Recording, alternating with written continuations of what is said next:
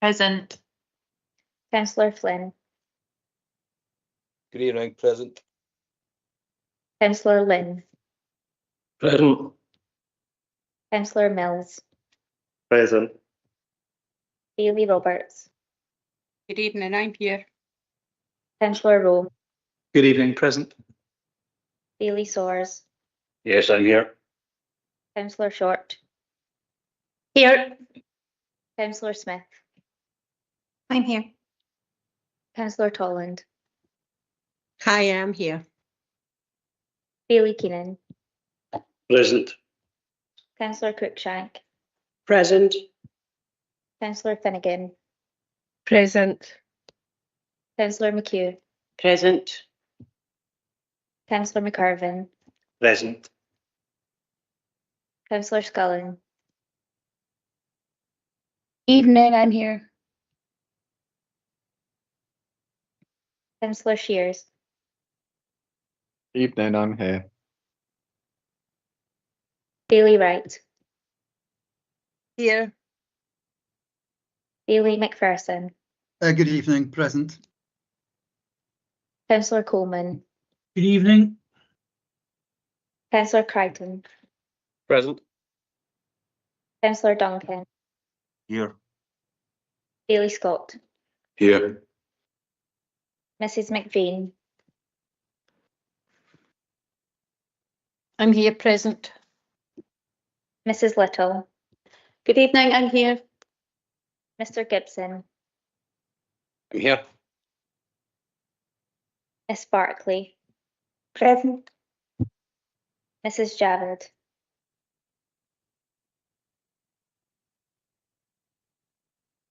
Mr Anderson McGuinness. That completes the roll call.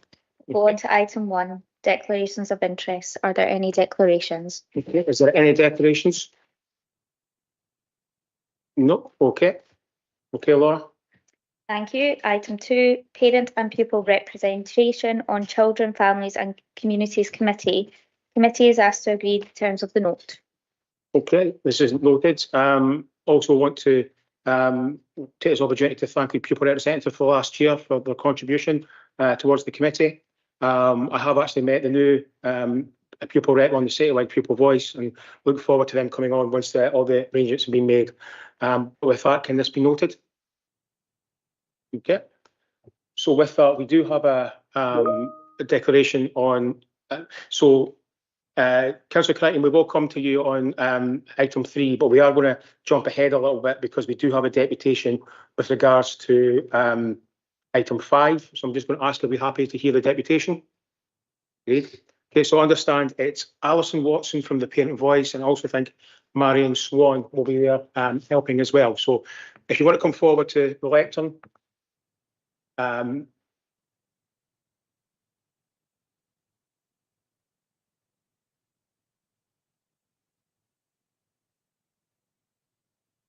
So you will have 7 minutes to address the committee. I'll let you know when you've got about a minute left of that 7 minutes. And at the end of that, if you want to stay there, just in case there's any questions from any members of the committee. But with that, the floor is yours. Hello, my name is Alison Watson, and I'd like to thank you for the opportunity to speak today. I've lived in Dundee all my life, and my children went to St Pius.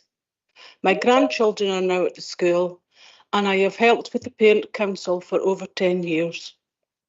As well as being a concerned member of St Pius School community, I also believe in the values and commitments this council and the Scottish Government have made to our children. The campaign to keep the school open isn't just about a building, it's about real children, real families, and real daily routines that are holding a lot of people together. Proposals suggest that a small school role can limit the ability to offer a full range of circular learning.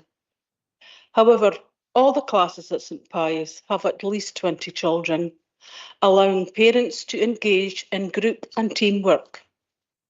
Moreover, there are smaller schools across Scotland that aren't being closed because of low numbers. In addition, many children, particularly those with difficulties, thrive at smaller schools, including St Pius. If parents want their children to receive a Catholic education, then they'll have to go to St Francis. But the distance to the school means that this isn't a realistic option for many parents, and so they're being denied an education in line with their faith. St Pius offers a unique opportunity in Dundee. What other Catholic schools can take the children to the church without even having to cross a road.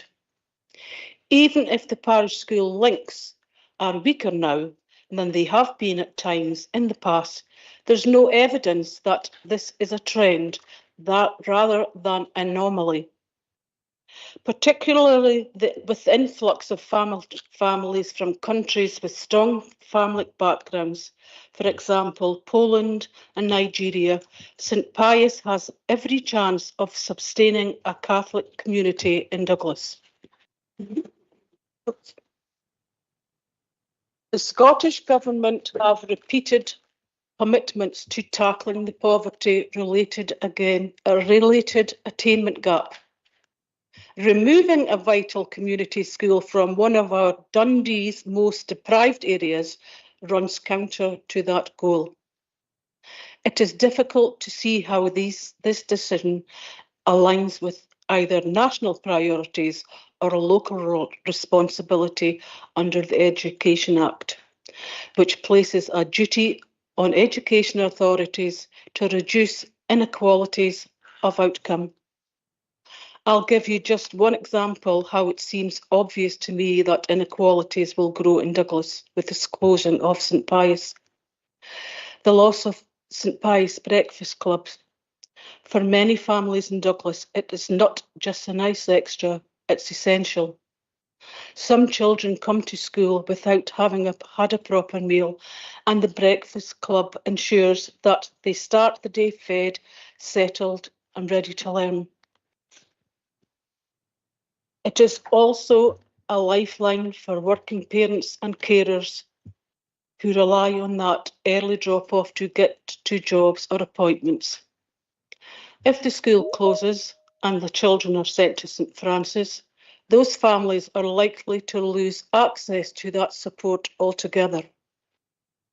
Contrary to GIRFIC and the Scottish Government priorities, these children will lose out. That's not reducing inequality, that's deepening it. And what worries me most is that some children might have to take the journey to St Francis on their own. That's not safe. We're talking about long walks or relying on public transport through busy streets in all weathers during winter darkness. That raises serious concerns around the Shannery principles: safe, nurtured, and included.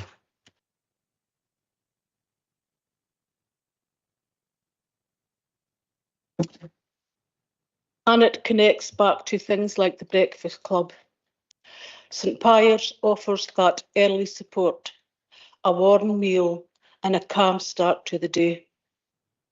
Will those same children have access to that if they are travelling a considerable distance on their own? Probably not. We know that the children in more deprived areas face more obstacles already. This plan doesn't remove obstacles, it adds to them. How does it help a child be safe and nurtured if they're taken out of school where they know the staff, where they feel secure? How does it help them feel respected and included if their family's faith isn't accommodated in a way that's practical and fair? And how does it support achievement when the stress and disruption of moving schools risks setting them back, especially when children who are already at a disadvantage? I hope the Council can rethink this plan. Thank you. I would also like to raise how it's going to affect me personally. As I say, my children went to St Pius. I've been in St Pius for 35 years. I now have legal guardianship of my grandson, who is 8. My grandson has additional needs and has the support at St Pius. A new thing that my grandson has started doing is leaving school, running out school, so the police have to be called as well as myself. I am 5 to 10 minutes most away from school. I also get called 2 or 3 times a day to go up and see to Riley. I can't do that if I have to get a bus to St Francis or walk to St Francis, because the bus is every half an hour. And even if I went to Claypots, it's the same thing again. I am terrified for his safety, because when Riley at least knows the school, he knows how to get home from St Pius. If Riley went to any other school, that just doesn't bear thinking about. Thank you very much for letting me speak today. Thank you.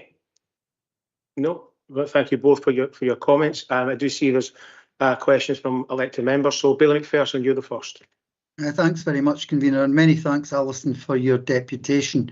I was just wondering if you could give us a little bit more information about the distances involved and the challenges of doing that by public transport. It occurs to me you made a very good point there regarding the breakfast club, because quite clearly, if children are to be travelling some considerable distance from Douglas, or indeed the catchment area includes Broughty Ferry as well, to a school that's significantly further away, they may miss out on breakfast club and so on. So just really wondering if you give us some idea of what the public transport obstacles are, or indeed the walking obstacles are, if children had to go to St Francis. Well, for me personally, we would get like what's called a circular bus, which is every half an hour. And we would be on that bus for 10 minutes. If I was to walk there, it would probably be the same again. Half an hour to walk, and then half an hour back. Yeah. Okay. I don't drive, and many of us don't drive, so that would be like the transport. I also meant to add that we also have a tea club in St Pius that runs once a week, and like out with school clubs too. So yeah, obviously that would impact as well. Yeah.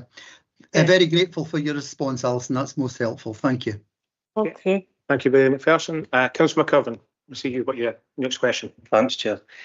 Thanks, Alison, for your sharing your personal story with us. It means a lot to hear how it affects real people in real communities. My question is on the transport theme as well. Could you maybe keen to understand what's your view on the current transport arrangements that are proposed for parents and guardians at St Pius? Well, we were told that we would put a bus on for the kids to go to St Francis, but we aren't aware of if the adults were getting on the bus with them, who's like the safety of them getting on the bus, or if we did get on the bus, would we have to make our own way back? And same again, we would need to get to St Francis for them to come out at finishing time, and then that's all. But we've only heard that they would put a bus on, and we don't know how long the bus would go on for. So that's all that I know of. Right. So length of time, you don't know if it's a year, 3 years, 5 years, nothing? We haven't been told that, no. Okay, thanks. Okay. Yeah. Councillor Cruikshank, I see you have a question. Thank you, Convener. And thank you, Alison, for sharing your personal story with us. A lot's been said about the school children and the bus, etc. But what impact would the closure of the nursery have on the community? Thank you.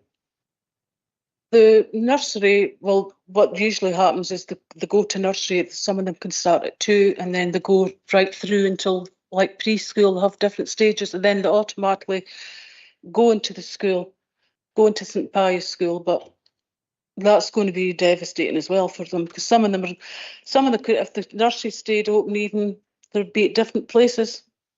Because they're going to have like one at nursery in Douglas, and then they were going to have to still get there because the nursery finishes at the same time. So they can't be in 2 places at the one time. So that's a concern as well.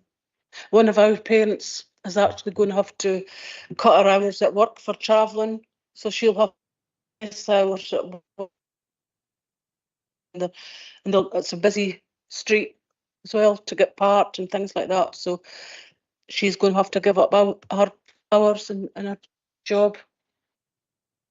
Thank you. Okay. I'll just go to sense if there's any last questions for the deputations. Okay, I'm not seeing anybody come in, so thank you very much for your contribution. Oh, sorry.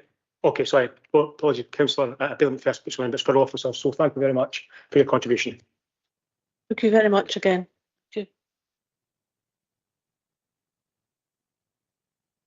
Okay, so before we move on to questions for officers, I have agreed with the Catholic Church that Mrs Little will make a statement before we move to that stage. So, Mrs Little, I'll bring you in at this point. Thank you, Councillor Hunter. First of all, I would like to start by saying on behalf of Bishop Andrew Mackenzie, Canon Tom Shields and myself as the church representative, I thank you to everyone involved throughout this consultation process. To the various councillors we have engaged with, to Mrs May and Mr Fleming from the Children and Family Service, and very importantly, the community of St Pius, the pupils, the parents, the staff, the very people that this proposal would have the greatest impact on.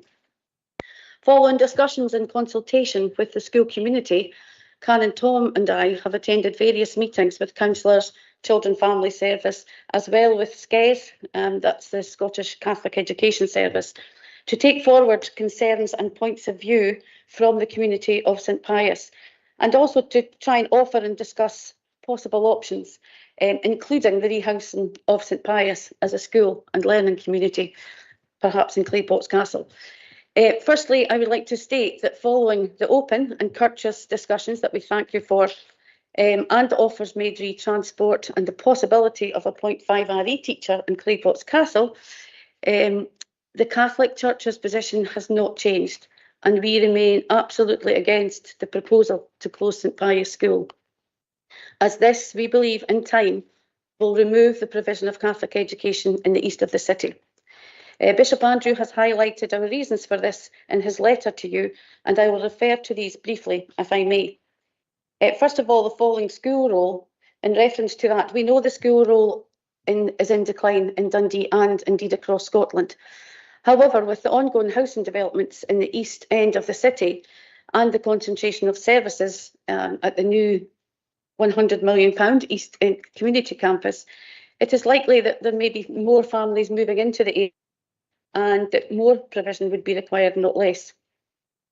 While the school roll in St Pius will drop next year, as it is in every school, it is significant that 19 new primary ones will start the new academic year in August, and there have been 3 placing requests made recently.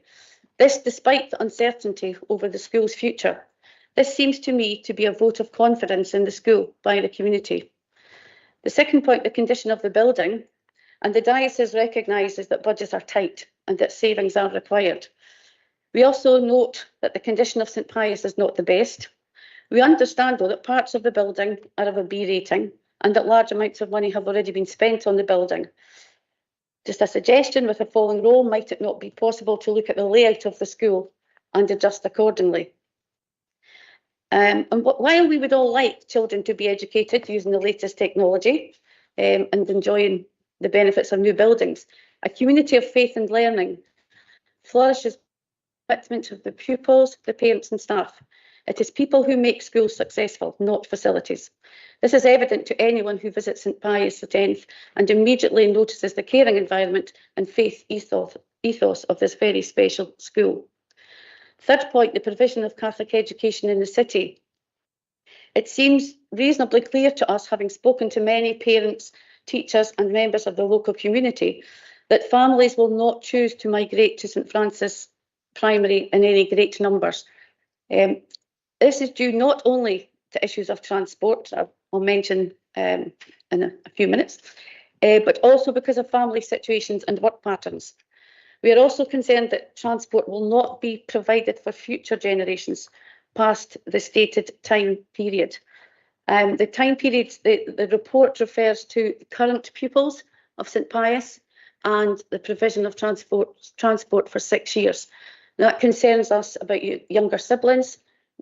Are they not provided the transport, or future families who are in Dundee who might want to go to St Francis, but that transport is not going to be provided. Catholic education, in effect, will be lost to a significant number of families who would otherwise choose to send their children to a Catholic school. We are not convinced that the admittedly genuine attempts to address this by educational officials in their discussions with us will provide adequate provision for Catholic education in the Douglas area and Broughty Ferry. There have been several closures of Catholic schools in the east end of the city over the last few years. If St Pius is to be closed, there will be no Catholic schools east of St Francis, leaving a very large area of the city, including Broughty Ferry, without Catholic provision. As a diocese, we have made an offer to Dundee City Council to undertake a once-in-a-generation review of Catholic education in the city, looking at the number of Catholic pupils, staff, recruitment and retention, as well as geographical location. Education officials have responded positively by setting up a council church group to look comprehensively at Catholic education provision. The Diocese of Dunkeld has also recently formed an education strategy group to put forward a vision for the whole diocese.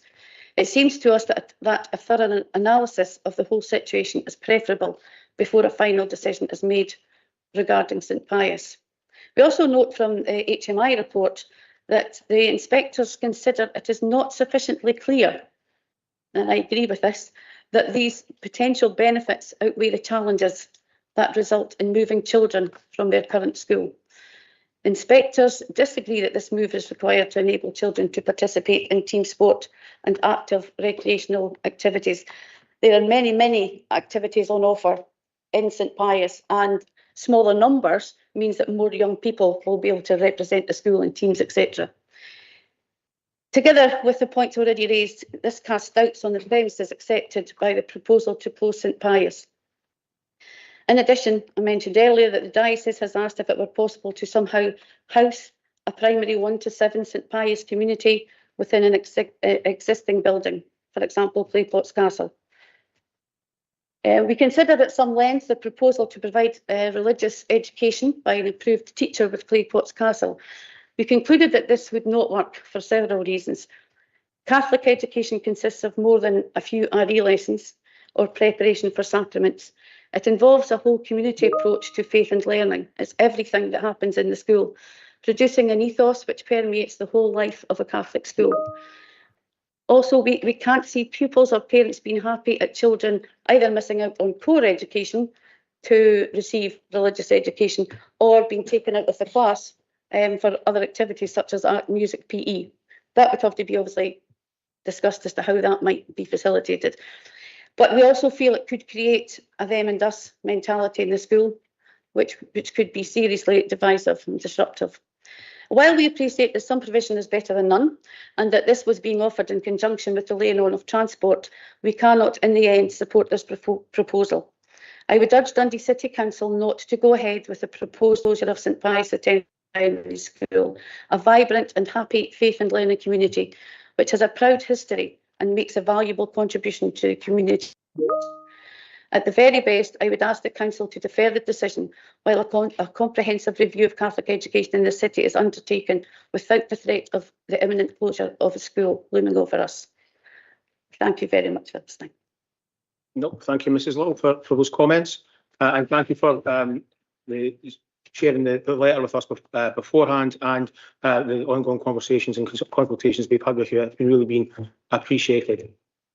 So currently, all I see is as far as the questions to officers with Bill McPherson, I have seen there's amendments, but Bill McPherson, I'll come to you for your question first.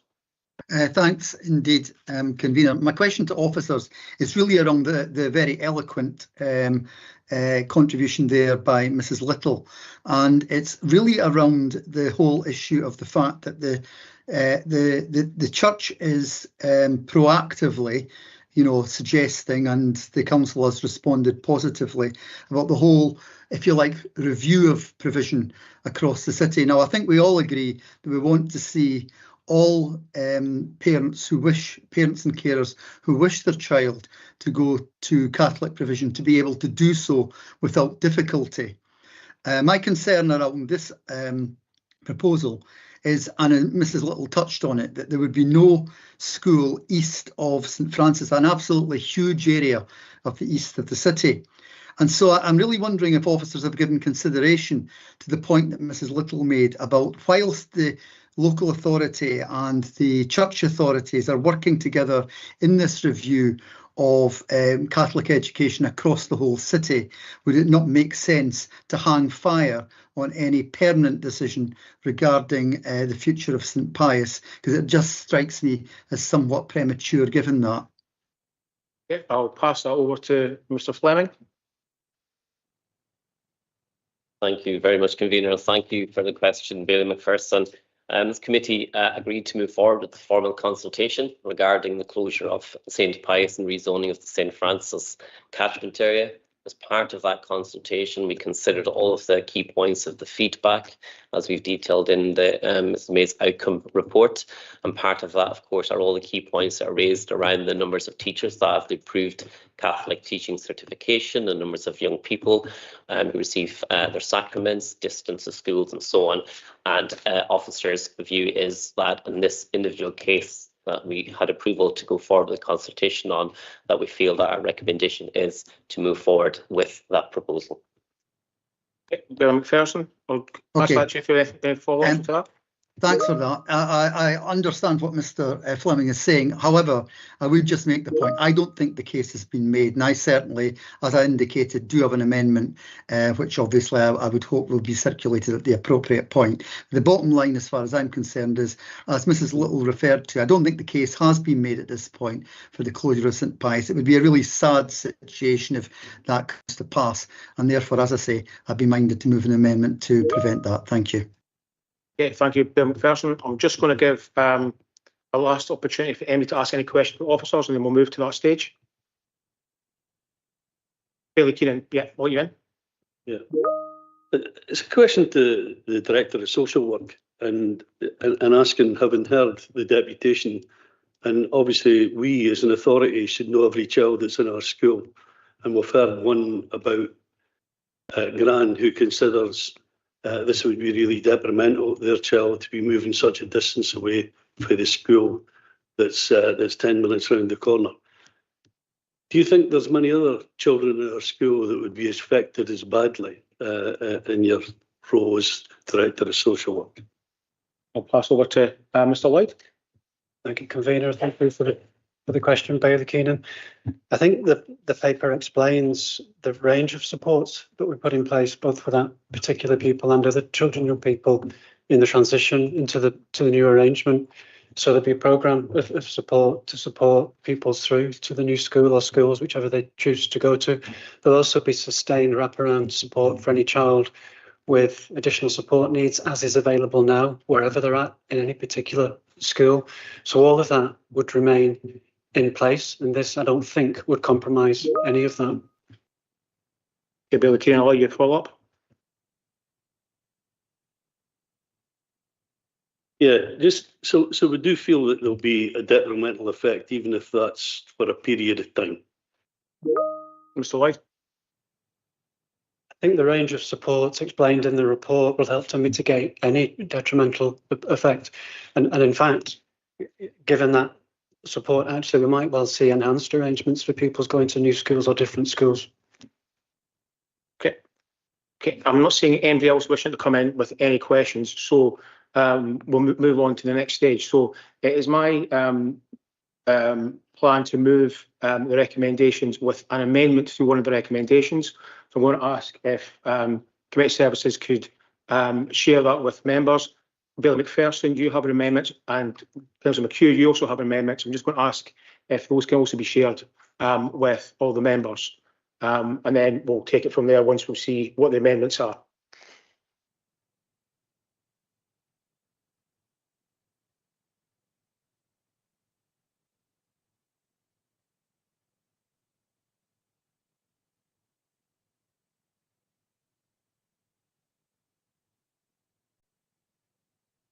I'm hearing dings as if it's coming into people's inboxes, but I'm not actually seeing it yet. So thank you. That's just now.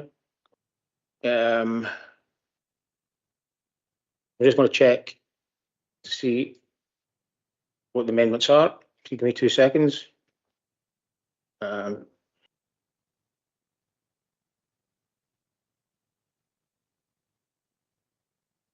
I'm just going to ask Mr. Menny for advice, as the two amendments, as I read them from Bill McPherson and Councillor McHugh, are similar. I don't know, is that something that you would?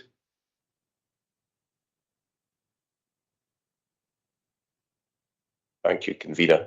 As I understand the situation, no elected member wishes to move the recommendations in the report as they stand. It's your intention to move the recommendations in the report with the one amendment which is currently on the screen. I agree with your assessment that the two possible amendments from Bailey McPherson and Councillor McHugh are substantially similar, so I would suggest that one amendment is taken and then members can decide which of your motion and whichever amendment is chosen they support, Convener. Okay, thank you. So I do know that Bailey McPherson, you got your motion for amendment in first, so it's up to you whether you wish to move your amendment, and perhaps Councillor McHugh could second, or I'll give you the first. Yeah, I'm perfectly happy. Obviously, mine does indicate that Councillor Duncan would second, but I am perfectly happy to let Dorothy second. Would that be acceptable to Councillor McHugh? You're comfortable with that? I'm just coming from you checking that you're comfortable, Councillor McHugh, that you're comfortable to do that? Yes, Yeah. I am. Okay. Okay, so as I said, I will be moving the recommendation in the report with a small amendment, which you'll see on the screen, and I'll come to shortly. We have carefully considered the consultation responses before coming to our decision. That's why I attended both public consultation meetings, and I think I was the only elected member to attend either of them, and listened carefully to the views that were expressed from the parents that attended, from members of the church community, and from the members of the Douglas community who were also present on both those evenings. And in fact, after both public consultations, I spoke with parents and handed over my contact details for any parents who wished to get in touch with me. I want to thank those who turned up on both nights and those who have contributed through the consultation with their views.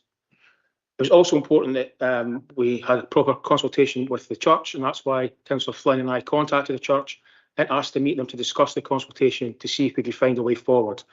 I want to thank them for the frank and honest discussions, and I'm genuinely sorry that we couldn't find a solution.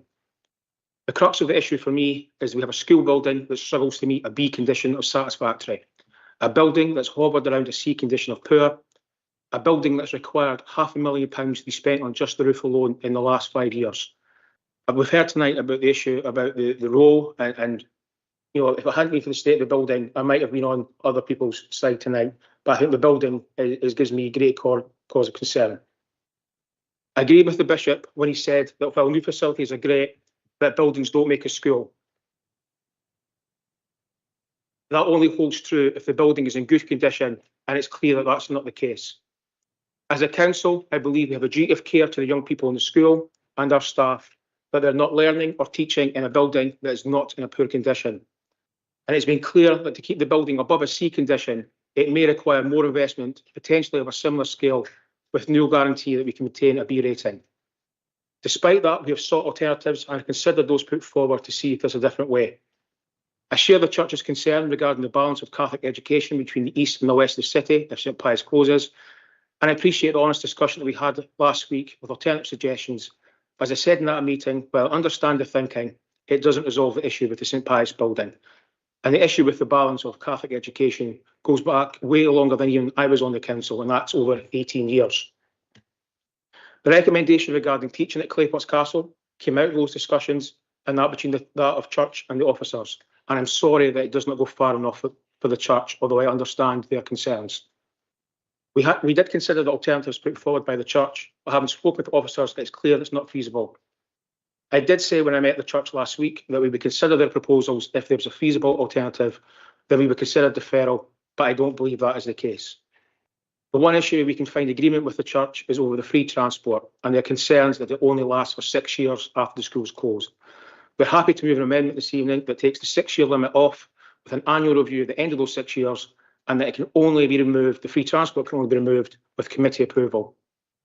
It is disappointing we're in this position tonight. I do believe the council's made a significant financial commitment to maintain the building. A further significant financial commitment is likely to be needed, and with no guarantees that the building could not be end up in a poor condition, I believe the only alternative to us tonight is to move the recommendations with the amendment that I have proposed. Do I have a seconder? I'll second you.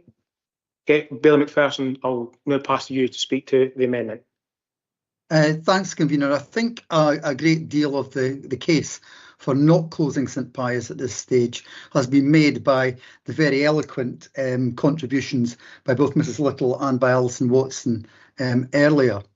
But I would make a point regarding St Francis. St Francis is a recent new build, 2017, and the combined new catchment areas, should this closure go ahead, mean that we have the remaining school for the east of this part of the east of the city, a very large area, including the catchment area of St Francis around, obviously, Whitfield, based around Whitfield, but also what would then be an enlarged catchment area, including Douglas and Broughty Ferry, being, frankly, far from the centre of the combined catchment area. And I think the point I'm saying is the strategic planning on the provision of Catholic education should have been thought about at the time St Francis was built, because this lack of strategic planning has meant that children who attend St Pius, be they from Douglas or Broughty Ferry, will be left without the option of attending a school that is close to them if they wish to continue their denominational education. And that's a sad state of affairs to get to. And I think the fact that the church has embraced this in a very positive sense and suggested this citywide review, I think it is really premature at this stage to close St Pius. I fully accept the condition of the school, but it's not the only one, and nor is it the smallest school in Dundee either. It has an academic roll at the moment of 162. As I say, that is not the lowest, and it will be over 150 in the new academic year were it to continue, and that is a perfectly viable school number. And it just seems a crying shame if we were to close what is a well-respected, good-performing school serving the Douglas and Broughty Ferry communities. I just feel it would be a very sad state of affairs if we go ahead with closure. So for these reasons, Convener, I am of the view that we should note the report but take no further action at this stage. Thank you. Thank you, Bill McPherson. And Councillor McHugh, I'll now pass to you to second the amendment. Thank you. You've heard the deputation tonight from Alison and Marion from St Pius Parent Voice. And standing in front of you in this elegant chamber was not an easy task for them. And I know you'll join me in commending them for their courage, their passion, and their commitment in speaking out to protect the St Pius community. We heard during the deputation that the St Pius staff know the children and know their families, meaning that they can recognise when something's not right and step in early, sometimes keeping a child within the family instead of going into care. Whatever processes are put in place, in reality, this type of early intervention works best in a small, local community school. You will also have read the letter from Bishop Andrew detailing the Catholic Church's opposition to this closure. Please particularly note the statement on page 4 of his letter, that Catholic education consists of more than a few hours of RE. It involves a whole community approach to faith and learning, producing an ethos which permeates the life of the whole school. And within the report itself, you will see the summary from ICHEM inspectors, where they highlighted the lack of clarity on the potential benefits of closure outweighing the challenges and the negative impacts on children and families. This was hardly a ringing endorsement for closure. I would like to emphasise another of Bishop Andrew's points. He argues that if St Pius is closed, there will be no Catholic schools east of St Francis, leaving a large area of the city, including Broughty Ferry, without Catholic provision. To put this into context, there are currently 10 Catholic primary schools in Dundee and 2 Catholic secondary schools. 8 of the 10 primary schools and both of the secondary schools are in the west. If St Pius is closed, that will leave 1 Catholic primary school as the only Catholic education provision across the east of Dundee. These statistics alone should give you pause for concern. Around 50% of our children live in the east of the city. Where is the choice? Where is the equity for parents seeking a faith-based education close to their community in the east of Dundee?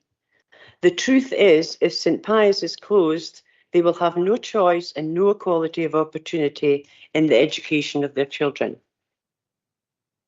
And I am distressed, quite frankly, at having to speak out in this chamber again against removing yet another community facility in my ward.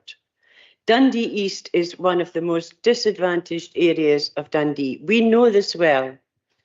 This area needs more resource, not less, if we are truly committed to helping our communities to thrive.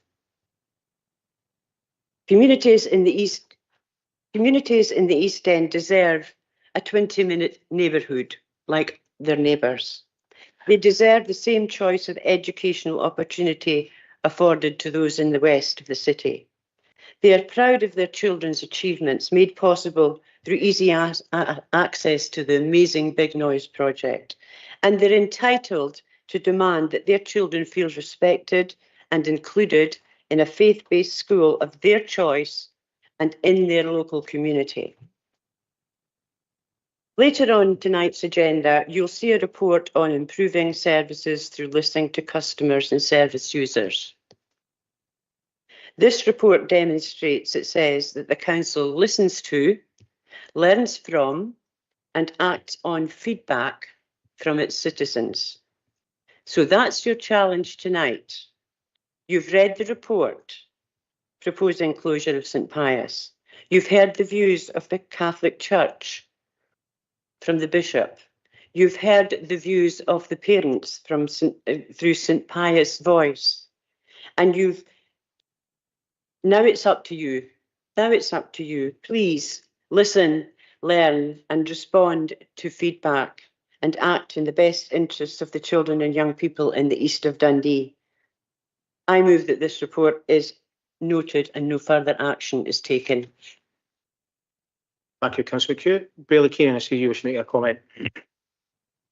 I'm going to obviously thank you, deputation. I thought the deputation must have been hard for them to get up and portray with passion how they feel about the proposals to close their school and how much that school being on the doorstep makes a difference for them as they support their children or grandchildren, knowing that if the kid kicks off at school, Granny's there in 20 minutes must be a real, a real pleasure for the parent, for the teachers in the school, knowing that Gran could come along and help calm that down while the teacher's taking care of the rest of the class. I think we're tearing the heart out of the community when we take the school out of Douglas. The argument of we might hate to spend money on it eventually and would never make sure that we got it to any kind of standard. I mean, that's just frankly laughable. We had a pile of ashes that was the Morgan at one time. We're not telling me that's the worst school in Dundee because at one time it was a pile of ashes. The money can be spent on it. It just looks like we're, as an authority or as an administration, you're looking like that's an area that we're not prepared to spend money on. It's kids that didn't deserve it. They can move elsewhere and we'll disrupt the community while we do it. I make a plea for you to keep the school open. Thank you, Bailey Keenan. I don't see anybody else wishing to come in, so I will sum up and then we'll go to the vote. There's a lot of what has been said tonight that I can agree with. But as I said in my comments during when I moved the report, this does come down to me the state of the building, and the key fact for me is we can spend more money in the building, but what we're not getting is a guarantee that it'll get above a poor condition. We have spent a significant amount of money to try and get it above poor into satisfactory. At the moment, we're just maintaining that. I can't, in good conscience, say that we have a duty of care to our staff, we have a duty of care to the young people. Having in a building that's poor is not acceptable. And if there's no guarantees, that's what was the deciding factor for me and our administration. I do accept, as I said previously, the lack of Catholic provision in the east of the city. That's long-standing. It goes back, as I said, before even I was a councillor, over 20 years when some decisions were taken. You know, for example, the fact that there's two secondary Catholic schools are in the west of the city and not in the east. That goes way before my time as a councillor. And maybe there should have been some more thought at that time about what we did with Catholic provision across the city. However, ultimately for me, the crux of the matter is we have a building that's had significant investment in it to get it towards a B. We're struggling to maintain it at a B. The amount of finance to keep it at that might not be successful. And I think we have an option that works better in the long term. And with that, Laura, can we go to the vote? Thank you, Convener. The Convener, seconded by Councillor Smith, has moved the recommendations of the report and also has circulated. As an amendment, Bailey McPherson, seconded by Councillor McHugh, has moved as circulated. Convener. Motion. Councillor Anderson. Motion. Councillor Black. Motion. Lord Provost Campbell. Motion. Deputy Lord Provost Cordell. Motion. Bailey Dawson. The motion. Councillor El Nakla. Motion. Councillor Flynn. The motion. Councillor Lynn. Motion. Councillor Mills. Motion. Bailey Roberts. Motion. Councillor Rome. The motion, please. Bailey Sawers. Motion. Councillor Short. The motion, please. Councillor Smith. The motion. Councillor Toland. Motion. Bailey Keenan. Amendment. Councillor Cruikshank. Amendment, not one on. Councillor Finnegan. Amendment. Councillor McHugh. Amendment. Councillor McCarvin. Amendment. Councillor Scullen. The amendment. Councillor Shears. The amendment. Bailey Wright. Amendment. Bailey McPherson. The amendment. Councillor Coleman. The amendment. Councillor Crichton. The amendment. Councillor Duncan. Amendment. Bailey Scott. Amendment. Mrs McVean. Sorry, I'll abstain, please. Mrs Little. Amendment. Mr Gibson.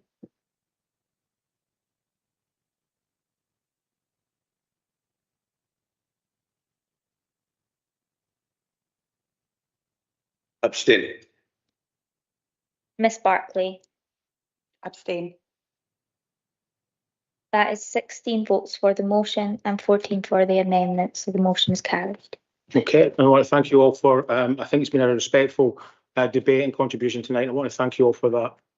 Laura, can we move on to the next item on the agenda, please? Thank you. That takes us to item 3, instrumental music service update and overview, and this is for noting. Okay, if we go right back, I think Councillor Crichton, you want to make a comment on item 3, so I'll bring you in. Thank you, Convener. I was a bit trigger happy earlier on in the meeting, but thank you for bringing me in now. Just a comment to say this is really excellent and a really positive report on instrumental music service, and a huge credit to all involved. That's the staff, the partner organisations and the pupils alike. It's great to see the young people right across the city participating. If I may, I would like to highlight the report's mention of whole class singing at St Ninian's Royal Catholic Primary School, an excellent initiative. St Ninian's is out with my own West End ward, but the school pupils were guest performers at our West End Christmas Fortnight last year, along with our own local primary schools and secondary schools.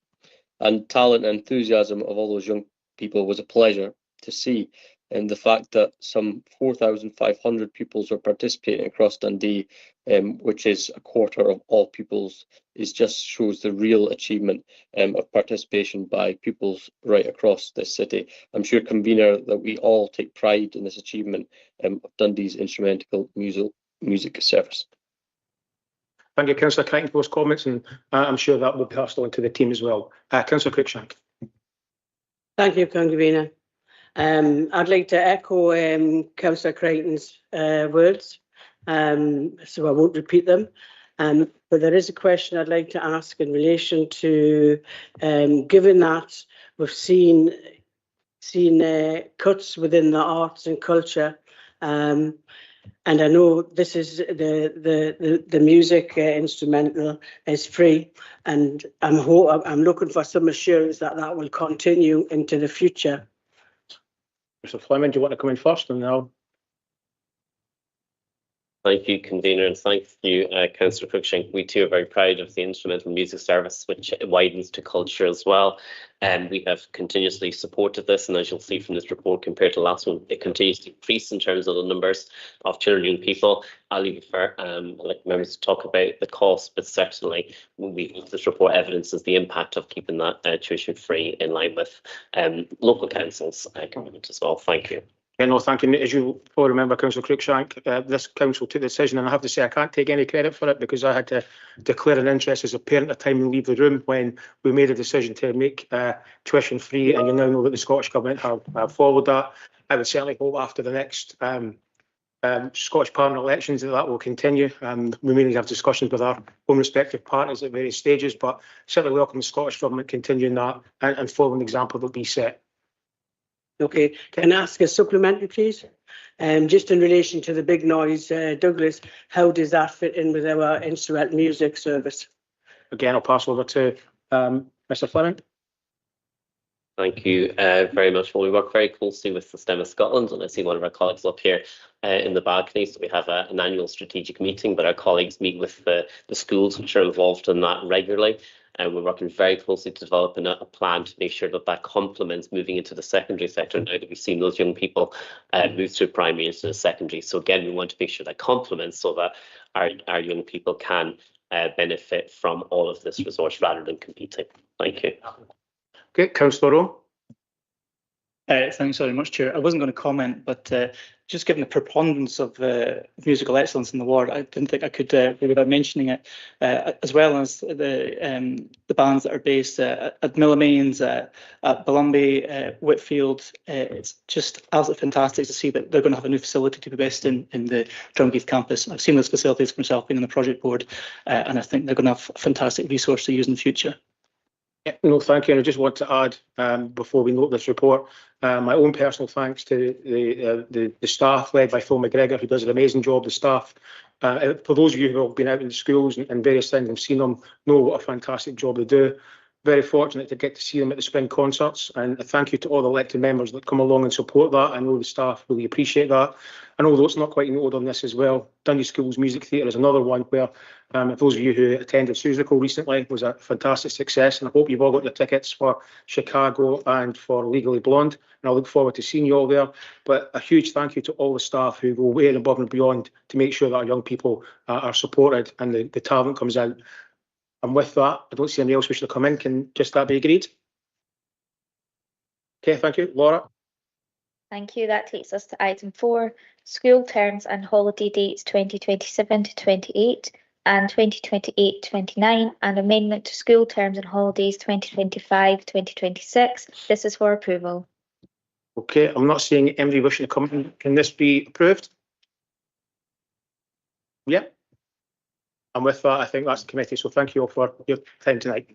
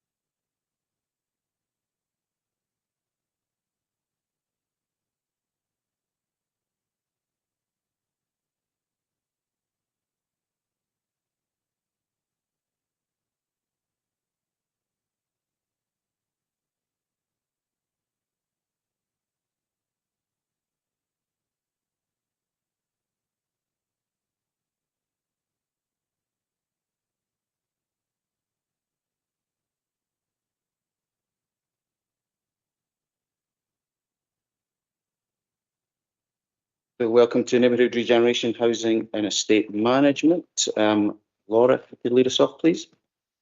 Thank you. Item 1, declaration of interest. Are there any declarations?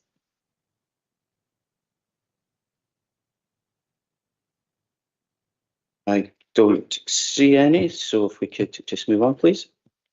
Thank you. A deputation has been received from Chris Beckett and Owen Wright from Living Rent in relation to item 3, Housing Scotland Bill response to consultation. Are committee happy to hear the deputation? I think we're agreed. Does anyone disagree? No, thank you. So if Chris and Owen could make their way to the lectern, please.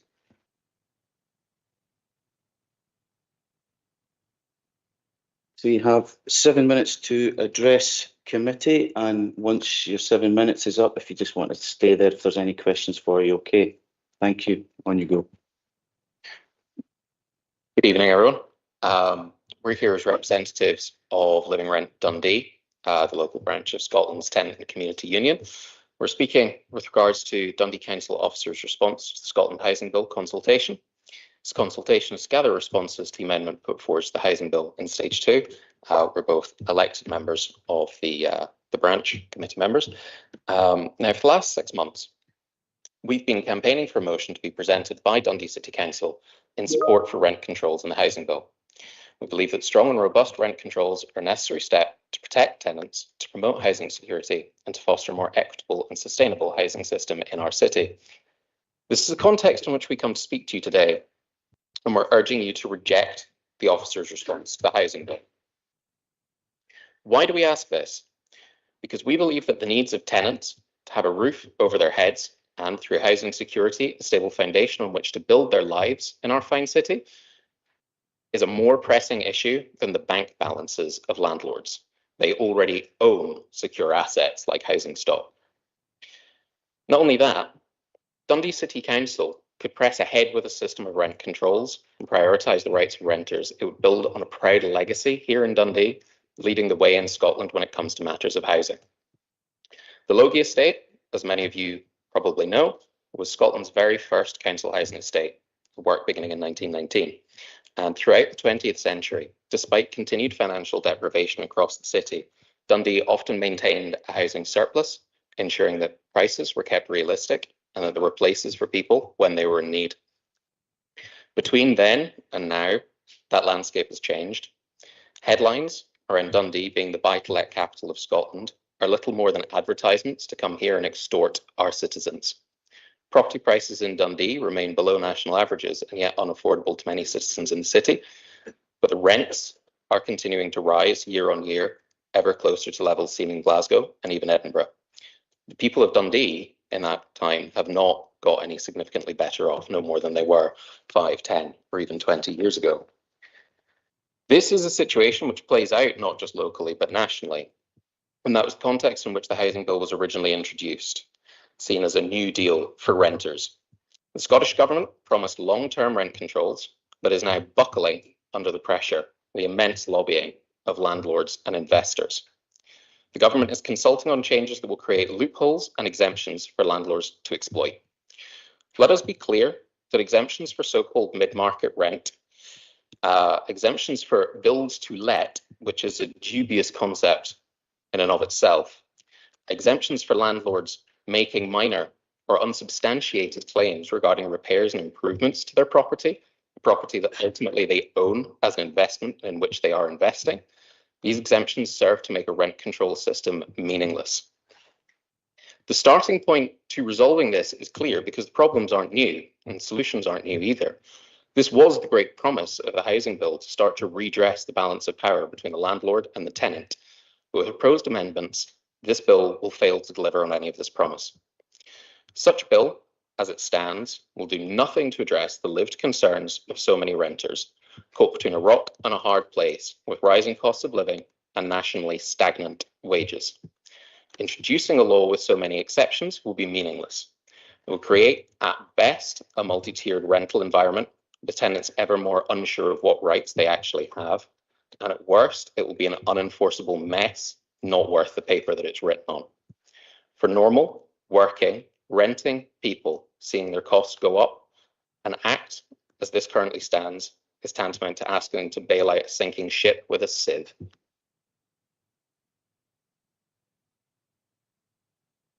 Ahead of an election or elections where housing will be one of the key priorities for people in the city, where we in the city hear day in and day out their housing issues, your voters will be looking for your support and clear proactive action on these issues. For every party in this room, a successful system of rent control should be a priority to support tenants in the years to come. Introducing a law that has so many exemptions makes it irrelevant and puts years of work down the drain. We say no exemptions. Rent controls must cover all rented housing, including so-called mid-market rent and build-to-rent developments.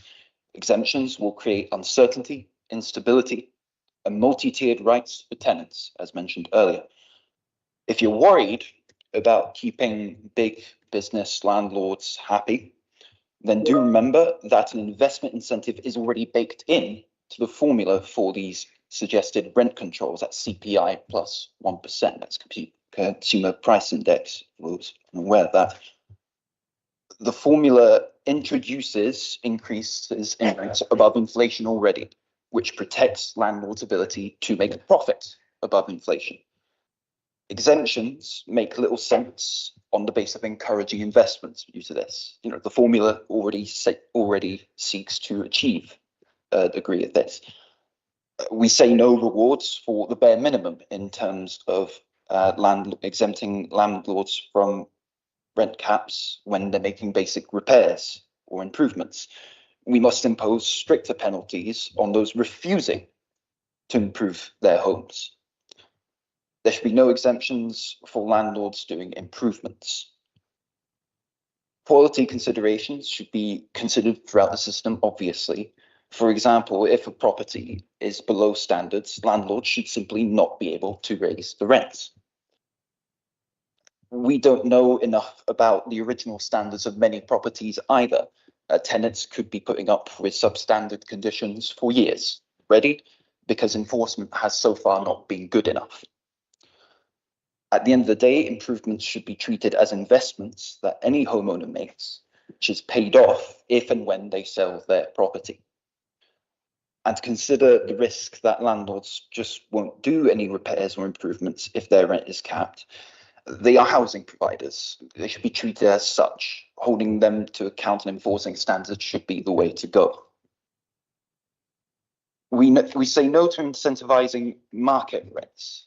Those rents are already unaffordable for many. The goal is to bring those rents down, not push all rents up. So landlords should not be able to increase the rent above the cap at the beginning of a tenancy when the previous tenancy was let below market rate. Just to advise, that's one. Thank you. For an example of what happens if you would let some of these exemptions through, you have tenants living in Water Row in Glasgow, Govan in Glasgow. Some of those tenants have already faced 2 rent increases in just over a year. Some of those tenants were given an increase of around £600 a month to £900 a month. That isn't fair, absolutely not. And that is the sort of thing that you will see in so-called mid-market rents if you allow such exemptions to go through.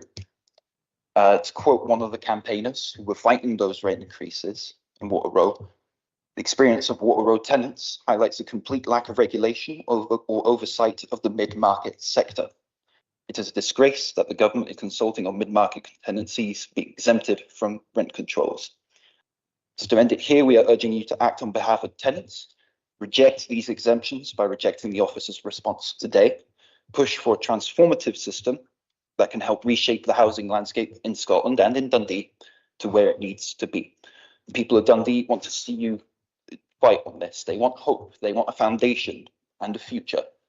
To get any of that, they need a stable roof over their heads that is affordable and viable for them. Thank you. Thank you very much. Before we move on, Councillor El Nakla, you have a declaration?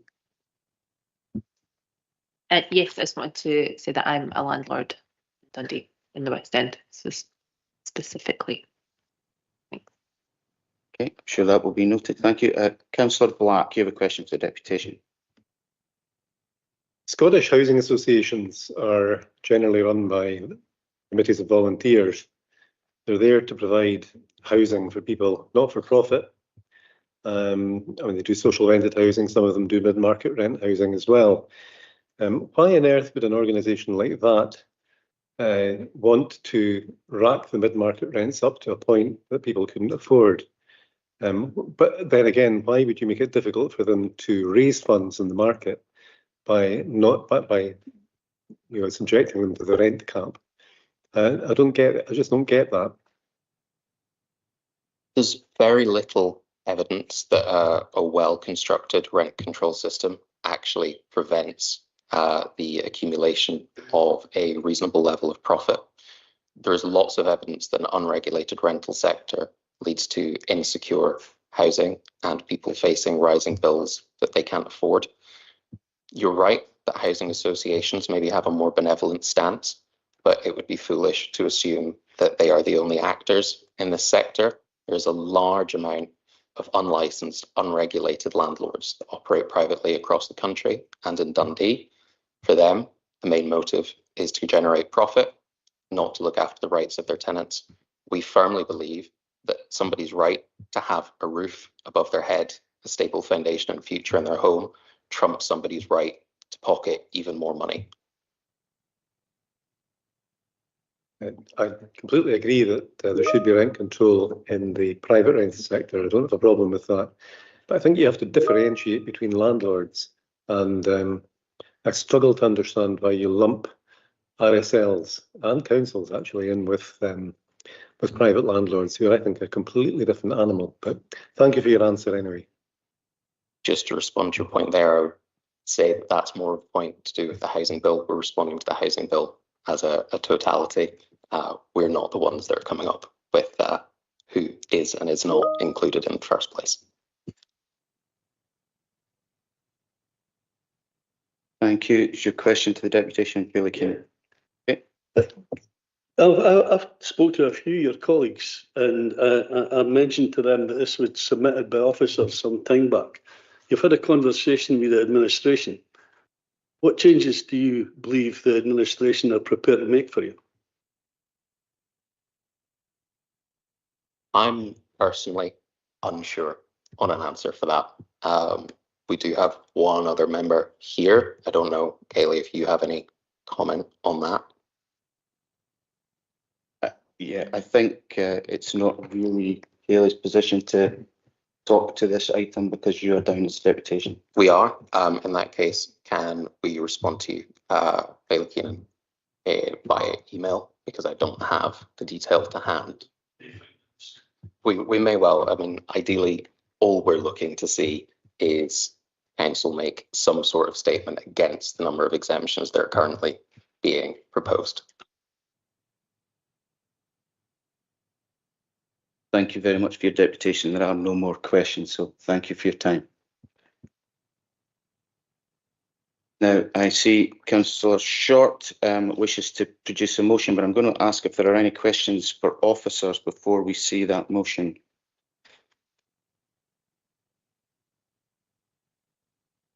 Yes, Billy. Can I ask if there was any discussion with members of the administration before you submitted the motion, the officers' recommendations? Tony? Thanks for the question, Convener. And Bailey Keenan, I can advise that officers prepared the report, as is the normal thing, and there's been no changes to the report as a result of any discussions that we have in normal discourse. So there's been no change or no influence made on what we do with the report. Okay, with that, I'll ask Councillor Short if she could circulate her motion and then talk to it, please. Laura?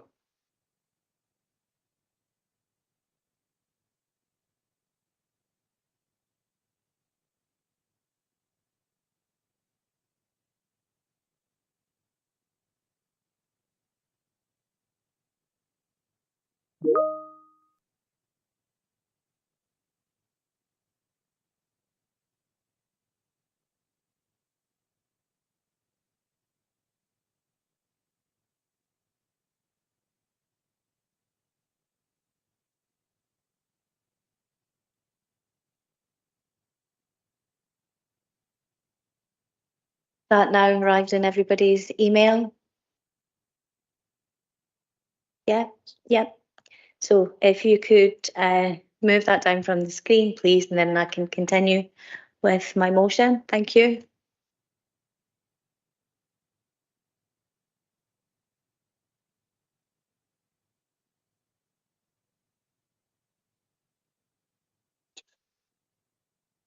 Lost it now.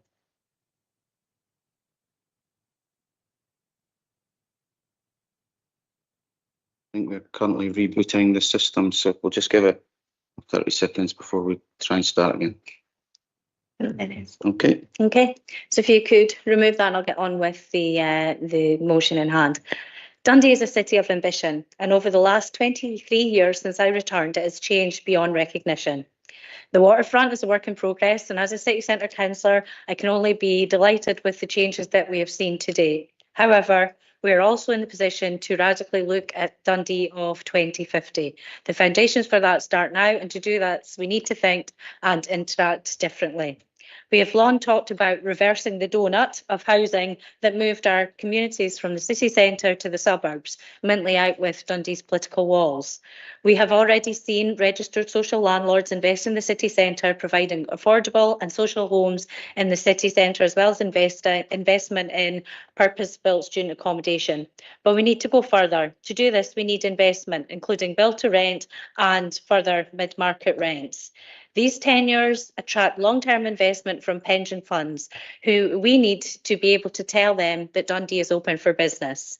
This could allow us to provide housing for those who are seeking to take advantage of models like living later models, which would in turn speak to some of the ambitions of the city centre investment plans, bringing some of our people from the suburbs back into the city centre to create a more buoyant economy. On the back of the recent Scottish declaration of a housing emergency, a housing investment task force was held over a number of months. The outcome of this was many recommendations, and number one on the list was to exempt buy-to-rent and mid-market rent from rent control to show that Scotland was open to business. I was last month in Leeds at a business event, and there is still a little bit of wariness regarding investing in Scotland. However, depending on how we move next, we'll have a big idea on this. So it's a big statement this evening with regards to this motion. We do also, however, agree that the private rented sector does need to be looked at from the point of view of having a rent cap. And in general, as per the motion, we are in general principle agreement with rent caps within the current tenures that we have. Finally, I'm old enough to remember that the local housing allowance was actually a really promising thing that came in from the last Labour government. It was a benefit that was meant to support those who were in the private rented sector, but unfortunately along came the Tories and the years of, Tories and Lib Dems and our austerity years. And what's happened is, instead of being based on an ability to support the private rented sector, the local housing allowance is no longer fit for purpose. So to deliver for those in the PRS, what we need is a decoupling of Dundee from Angus, where their rents are much lower, to allow our rents to be higher so that the average can then be taken, which will increase the amount of local housing allowance which would be available for our renters in the city. I move that this committee amends the Housing Bill Consultation as indicated in the motion and changes the no to yes as part of Bill to Rent, supports the rent caps outside the tenures that we've just discussed, and to write to Liz Kendall regarding the LHA levels for the city. With that, what I move. Thank you, Councillor Shaw. Laura, could I ask you to take that motion off the screen now, please? Thank you. Councillor Mills, you're looking to second. Do you wish to speak to that? Convener, I will waive my right to not comment and just formally second, Chair. Okay, thank you. Councillor El Nakla. Thank you. Thank you, Councillor Sharp, on bringing the motion forward and giving me the opportunity to speak on an issue that affects so many residents in our city, especially in the ward that I represent, the West End. I will be completely blunt that rent is out of control. In the West End, a vibrant, diverse part of Dundee, known for its student population, historic homes and strong community spirit, Private rents have surged well beyond the pace of wages. Recent figures show that the average private rent in the West End exceeds £900 for a 2-bedroom flat, which is up nearly 25% in 4 years. It might be manageable for some, but for the many, especially young people, single parents and low-income families, it's a source of financial stress, instability, and in some cases, displacement. Our student population, many are paying £500 to £600 just for a room, sharing cramped spaces and dealing with landlords who have no incentive to improve conditions because the demand is so high. That is not a functioning market, that is exploitation. Rent control, as we know, isn't radical, it's very responsible. It means placing reasonable limits on how much and how fast rent can rise in areas where the market has stopped working for ordinary people. In the West End, high rents are pushing students and young professionals into debt, pricing out long-term residents who have called this area home for decades, and creating transience, instability, disconnection in a very close-knit community. Rent control would protect diversity, preserve affordability, and stabilise our neighbourhoods. Housing is not a luxury, it's a basic human right, and the market has failed to deliver fairness, affordability, or security for far too many in the West End. We know that rent control won't solve everything. However, this motion is a crucial step towards rebalancing power, protecting community, and making Dundee a city where people can live, study, work, and most importantly, stay. By acting today through this motion, we show that this council stands firmly on the side of fairness and secure homes for all. Thank you, Councillor El-Nakla. Bailey McPherson, you wish to come in? Yeah, thanks very much, convener. Our amendment, I hope, is not controversial because we're supportive of the amendment that has been put forward tonight. We agree with the point in relation to the answer at question 6. And we also agree with the point in relation to the local housing allowance and the decoupling of our neighbouring authority from ourselves. That's actually a very good point. What we want to add is some recognition of the housing emergency in the city. So what we are asking is at the end of the first paragraph where it says years to come, we would add an additional sentence which I hope the mover and seconder of the motion would agree to, which reads, "Committee also notes the housing emergency in the city and its detrimental impact on people locally trying to obtain affordable rented housing in the city." That's really all we want to add, but we think it's an important point to make in relation to this as a background to why the remainder of the motion makes good sense, as it were, convener. So we hope that the mover and seconder of the motion will agree to that. Thank you, convener. Thank you, Billy McPherson. Well, as you're aware, there isn't an emergency called in Dundee. There is a national housing emergency, which obviously we support. But I'll put you over to Councillor Short just to reply to you. Yeah, quite happy to amend it to national. As I've said in the piece that I talked to, this will help support because we do have to build ourselves out of this as a nation. So happy to amend it to nation if that fits with Bailey McPherson. Okay, can I just come back, convener? In the interests of cross-party unity and all that, we're happy to go along with that. We're of the view that the housing emergency, we shouldn't be precious about this. The housing emergency affects Dundee just as it does the rest of the country. But I think there is a point for getting consensus, and so I'm happy to take on board the amendment to the amendment I think we're at now in relation to this in order that we can proceed. So thank you very much, convener. Thank you, Billy McPherson. Bailey Keenan. Oh, sorry, Councillor Scullin was in first with a question, although I'm not sure as we're in perhaps the formal section. Maybe Mr. Menny, you could clarify. Thanks, convener. Questions can be permitted at your discretion. Councillor Scullin. Thanks for letting me have a question. I was just wondering what is going to constitute calling a housing emergency in Dundee over a national housing emergency. If we're calling it a national housing emergency, why is it not an emergency in Dundee? Because I think I've said before, the Labour Party called for a national housing emergency, and that's what they got. They didn't ask for 32 local housing emergencies. Billy Keenan. It's really just to tidy up the wording that you're going to use within the letter. And I would ask that you use the national emergency as accepted by the Scottish Government. I don't think that's too controversial to ask. I mean, we're only a local authority. It's not got a housing emergency. And I wouldn't like to think that we were ever going to lose out on money that may well come available, as some Scottish Government minister might think there is more of a need than there is here in Dundee. I think we've already agreed that, Billy Keenan. You know, that you will mention the national emergency as accepted by the Scottish Government. Yeah. Yeah. Okay, I'll let Councillor Short sum up if she wishes.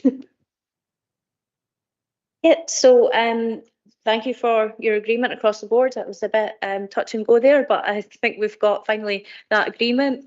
We will have those amendments made to the paper that is going across to the Scottish Government. It's to be in by the 18th of July, I believe, so plenty of time to do that. We will, in principle, support the rent caps as per discussions with Living Rent, and in addition we will write to Liz Kendall and we will ask her to decouple Dundee and Angus from the local housing allowance. And I think that is all we require, and I think I managed to say that with no acronyms whatsoever, so that has got to go me. Thank you. Okay, and with that, is that noted? Thank you. Laura, please. Thank you. That takes us on to item 2, sourcing strategy for the procurement of a 100% housing stock condition survey, and this is for approval. Well, I think this is a very positive paper, and I'll open up to questions for members. Bailey Scott. I just wondered, Convener, what it was we did to ascertain the condition of the housing stock before now. And is this a job that should have been getting done over the years and just hasn't been kept up to date? Because it seems to me that if we had been aware of what our housing stock condition is, then we wouldn't have to spend £1.5 million doing this, and that would be £1.5 million that could be spent on in carrying out repairs. And is this the reason why we tend to have reactive tenders rather than proactive tenders? Because we've a few times when there's been a tender up for roof repairs, it's just a fund for any emergencies that need to be done. So I just wondered, please, what have we done up to now? What did we do in years before to work out what our housing stock condition was? Is this something that should have been getting done by housing inspectors and such like? Thank you for the question. Louise, are you able to advise Bailey Scott on what we do on an ongoing basis? Yeah, no, thank you for the question, Bailey Scott. So we do undertake condition surveys, for example, when we undertake a void inspection in a vacant property, when we're undertaking capital works in a property, but it's recognised a requirement in terms of the regulator to undertake a 100% building condition survey, which is what we're proposing. Okay, thank you for the question. Thank you for that answer, Louise. And with that, I see no further questions. So is this noted? Please. Thank you. Laura, please. Thank you. That takes us to item 4, empowered community sourcing strategy for the procurement of housing concrete repairs programme works. And just to mention that members are asked to note the slight typo in the recommendation 2.1b, where the figure should be 300,000 instead of 500,000, and this is for approval. Okay, thank you for that, Laura. I see Bailey McPherson, you have an amendment? Thanks, Convener. Perhaps Committee Services could be so kind as to circulate it. It will come as no particular surprise to everyone what we are proposing, because the Liberal Democrat group has long taken the view that delegating procurement up to £500,000, or in this case £300,000, as was made clear by Committee Services there, should be lowered the limit should be lowered to 200,000. We're always happy to discuss this matter with other groups, but we think there's a principle here because we're really at a loss as to understand why anybody could be against greater transparency. And I have to say, the tendering process and the use of sourcing strategies is generally less transparent than how tenders were agreed when I was first on the council rather a long time ago. Now, in relation to this 200,000 thing, the SNP group supported us on one occasion, but has consistently voted against us on every other time we've raised it. Labour has supported, abstained and has voted against, which maybe doesn't win Consistency of the Year award. But in moving this tonight, we're just going to make a point that we're not going to continue doing this after the recess. I think we've made our point. But the point we would make is that should we be in a position in 2027 when no party has a majority, and let's be quite frank, the lesson from the Strathmartin by-election, the lessons from by-elections across Scotland indicate in all likelihood there'll not be a council in the whole of Scotland with a one-party majority in 2027. And the point is that we will look to resurrect this because we have a point of principle here. I think there's a need for a bit of an element of goodwill on this matter. And what has rather, if I'm being honest, concerned me is that often the amendment's been battered away by simply moving the report with no absolute rationality as to why you would be against the £200,000 limit. So the point is that our view is that consensus and compromise is actually a good thing. As I say, we're not going to be moving this again during the current term of the council, but we certainly feel we've made our point, and Councillor Coleman will second me. Thank you very much, Convener. Thank you for that, Bailey McPherson. And as you hinted, we will be, for consistency, moving against your amendment, but I have an open door policy if you wish to come and discuss it in relation to my committee.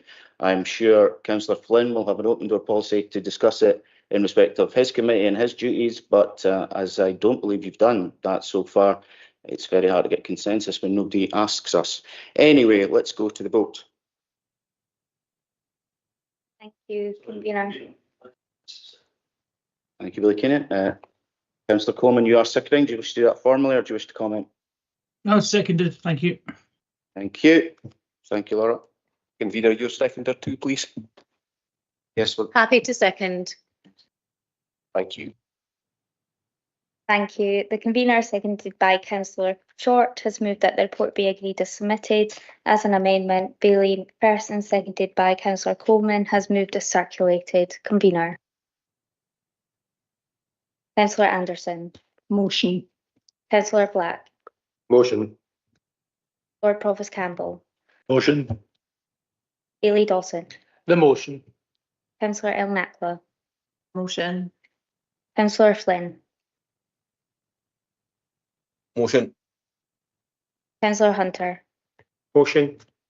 Councillor Lynn. Motion. Councillor Mills. Motion. Bailey Roberts. The motion. Councillor Rome. The motion. Bailey Soares. Motion.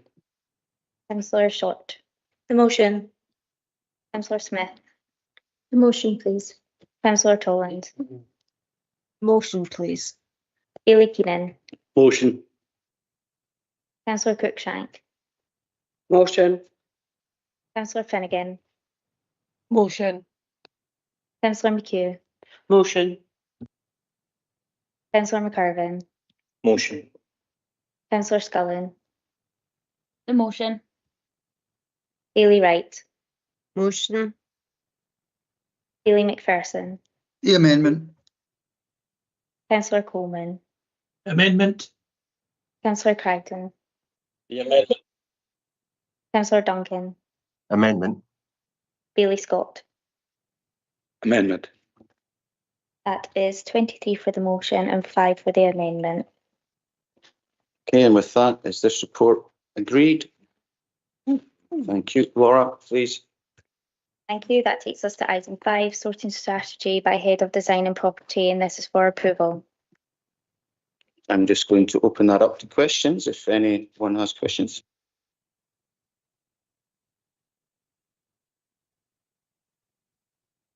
I don't see any, so is that approved? Agreed. Thank you. Laura, please. Thank you. That takes us to item 6, tenders received by Head of Design and Property. This is also for approval. Again, a positive report. I'll open it up. Questions, and Councillor Anderson. Thank you, Convener. It was just to say it's very good news that the steps at Hilltown and at Moncur Crescent are being replaced. Thank you for that. And with that, is this approved? Thank you. Laura, please. Thank you. Item 7, tenders received by Head of Design and Property, Blackness Housing Development, and this is also for approval. Okay, well, this is a positive report on a long-standing commitment to redevelop this site, and I believe this tender delivers on that, and it goes towards meeting the need for increased investment in affordable housing developments in the city. Bailey McPherson, you have a comment. I do indeed, and I too welcome the report, and I thank Mr Boyle for keeping me updated throughout this process. The positives in this, as you say, long-standing commitment. It has been a long time coming. I think we all accept the pandemic slightly got in the way, but it is a relief to see this report coming forward, and quite clearly I think it also demonstrates that actually going out to the market did have a positive impact, albeit the unit cost per flat is horrendously high. And I think if there's a negative and a lesson to learn from this, the decision on demolition of within the site was taken in 2017 and was sat on until 2021. And had the whole process moved faster, quite frankly, we could have had new flats on this site prior to the pandemic. But we are where we are. And the negative, obviously, is that construction inflation ran away with itself after the pandemic. But I do thank officers for the effort they've put into this. And as I say, it is a relief to see that this gap site will indeed be filled with new council housing, which will be very welcome in an area where there is a lack of council housing and a large waiting list. So grateful for that. Thank you, Convener. Thank you, and I too look forward to getting this development completed and moving families into new homes in the fullness of time. So with this, is this approved? Thank you, and that is the committee. Colleagues, I think given we've been here a wee while, we'll just defer the start of city governance until Q2.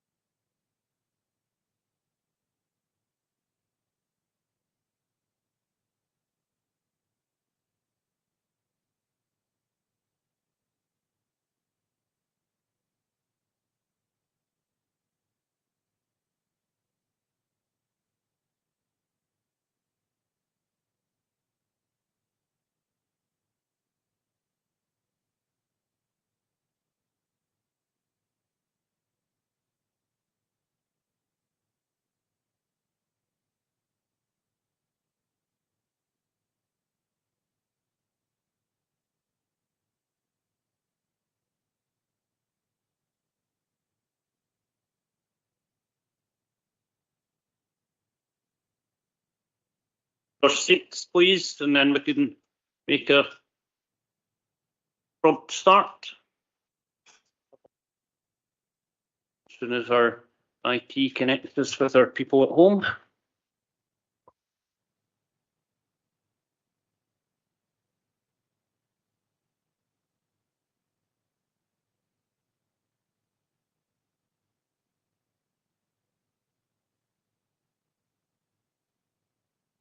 Sorted now, so Willie, if we could make a start, please. Thank you, Deputy Convener. Firstly, are there any declarations of interest?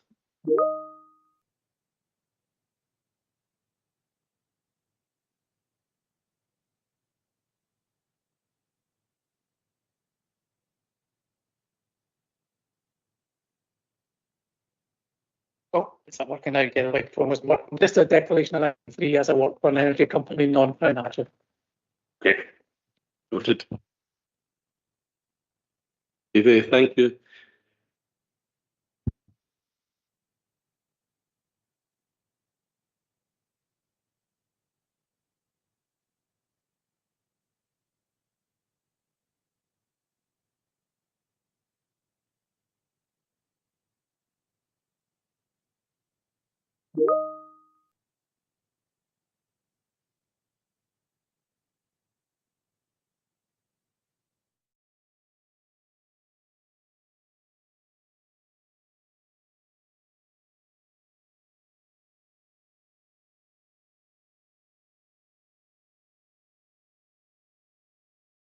So May, which is Smith promoting. Right.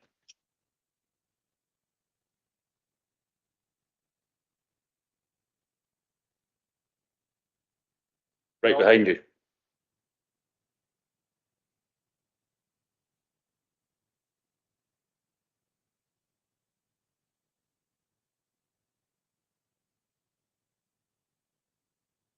Well, in the old days,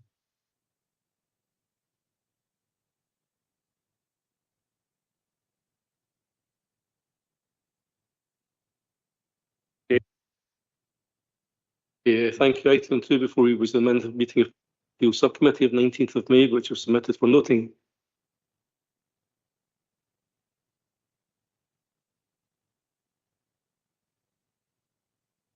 Thanks, Deputy Convener. If that item having been noted, it takes you on to item 3, energy pricing. And this item has been placed on the agenda at the request of Councillor Anderson.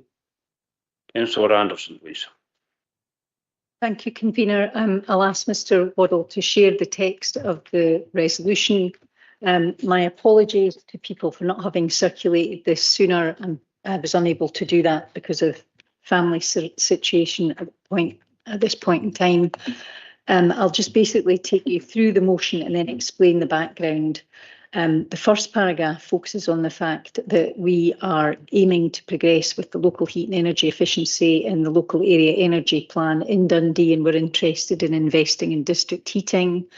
But part of the difficulty every local authority in Scotland is facing is the investment in these schemes is considerable, and it's all predicated on a business case being made about the cost benefits. And with the price of electricity set at the current rate, there's a great disincentive to move to renewable energy pricing when gas is so much cheaper. The motion is asking that the Leader of the Council write to Ed Miliband, the Secretary of State for Energy Security and Net Zero, asking for a speedy publication of his current review of the electricity market arrangements, and to also ask that he ensure that the pricing of renewable energy is adjusted so that it's not set at a disadvantage, and that there's an impact assessment for the nation states. So that's the basic text. To explain the background to this, it might sound like a very dry technical motion, but every person living in the 77,000 plus domestic properties in Dundee is affected every day by the cost of the energy. I'm not being glib, and I don't mean to make cheap political points, but the cost of energy soared with the invasion of Ukraine, and we could not be living through a more volatile period of time in terms of the oil price globally. In the course of this meeting, there are international events taking place which are going to affect the cost of our energy prices. In Dundee, 87% of the properties are heated on gas, and the scale of moving these people from volatile oil prices onto more secure, self-grown, renewable energy is extremely high, but absolutely necessary. At the current point in time, the market is almost rigged. So if you're looking at a kilowatt hour of gas, it's 7 pence. If you're looking at a kilowatt hour of electricity, the average price is 27 pence. It's 4 times more expensive than gas at the moment. The standing charge for gas is 32 pence a day. For electricity, it's 53 pence a day. And in the current environment, all of the taxation is on the electricity price. So environmental protection, investment costs are all levied on the price of electricity. So we're disincentivising the price of renewables and clean energy, and we're not penalising the price of gas. We know that if we're going to address our climate change challenges and the international price spikes that are about to hit us, we need to do this massive transition, with 87% of people in Dundee moving off the gas supply and onto renewables. At this point in time, the UK government have commissioned a review. The cost of the energy market is completely reserved to the UK Westminster government. We have no control over that. And Ed Miliband has led a review into the electricity marketing arrangements. He wants to achieve net zero power by 2035. And he also wants to focus on energy security, all of which I completely applaud. This report should have been published by now, and the first request in the motion is that we have a speedy publication of this report because it's now overdue. One of the key things that they are looking at is whether or not we adopt zonal pricing or reformed national pricing for renewables. So we're waiting to see which way we'll go. In terms of Scotland, if they adopted zonal pricing, we would be extremely lucky because we've won the jackpot twice in Scotland, both through oil and gas and now through renewables. But despite winning the jackpot and contributing considerably to the UK economy, Scotland has never had any advantage from those massive natural resources that we have. So we're basically asking that this report be published. If there is a decision between zonal or reforming national pricing, we need a nation-specific impact assessment, because what we know is in 2022, Scotland became self-sufficient and exceeded. It produced more renewable energy than it needed. In 2023, we exported the 33% excess renewable energy to England and Northern Ireland. So we're an incredibly energy-rich country, which currently has all of the energy, but none of the power. So it's basically to seek your support to ensure that we chase this issue with the UK government, that we ask that the report be published, and that we specifically ask them to undertake a nation-specific impact assessment. So I hope that is not contentious, and my apologies again for not circulating it sooner. Thank you, Convener. Okay, thank you, Councillor Anderson. Councillor Al-Nakwa to second, please. Yeah, I second the motion. We live in a part of the world that is very rich in natural resources. From the wind that turns our turbines to the water that powers our hydro stations, Scotland produces more renewable electricity than we use. We generate clean energy, not just for ourselves, but the rest of the UK. And yet somehow we are the ones paying some of the highest electricity bills in the country. It's not just a policy oversight, it's an injustice. And right now, electricity is taxed more heavily than gas, despite gas being a fossil fuel and a major contributor to climate change. This approach makes it harder for households to switch to cleaner electric heating and transport. It punishes people who are doing the right thing for the environment. And the way the UK's transmission charging system is set up is the further you are from a main demand centre, like London or the Midlands, then the more you're going to end up paying by getting plugged into the grid. That means Scottish generators, particularly those in the north or on our islands, are hit even harder than what we are in Dundee. Meanwhile, fossil fuel plants in the south of England are rewarded because of their proximity, regardless of their carbon footprint.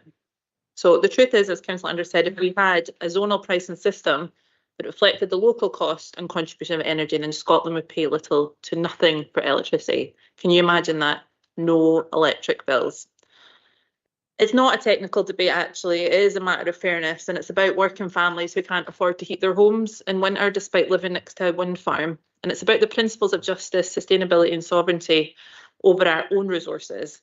And that's why we need a national specific impact assessment of the electricity pricing system to stop overcharging regions that are doing the most, and the need to end the taxing of electricity more than gas. Lastly, we have to push for a fairer transmission charging model that recognises Scottish renewables.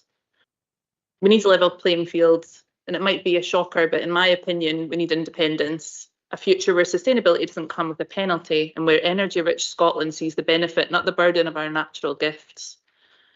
Dundee is literally powering the green future through community, solar, offshore winds and local innovation, yet under the current pricing, our country and people are heavily penalised. This is not fair or sustainable.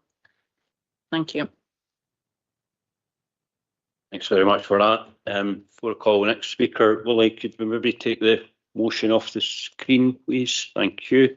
Bailey McPherson next, please. Thanks indeed, Convener.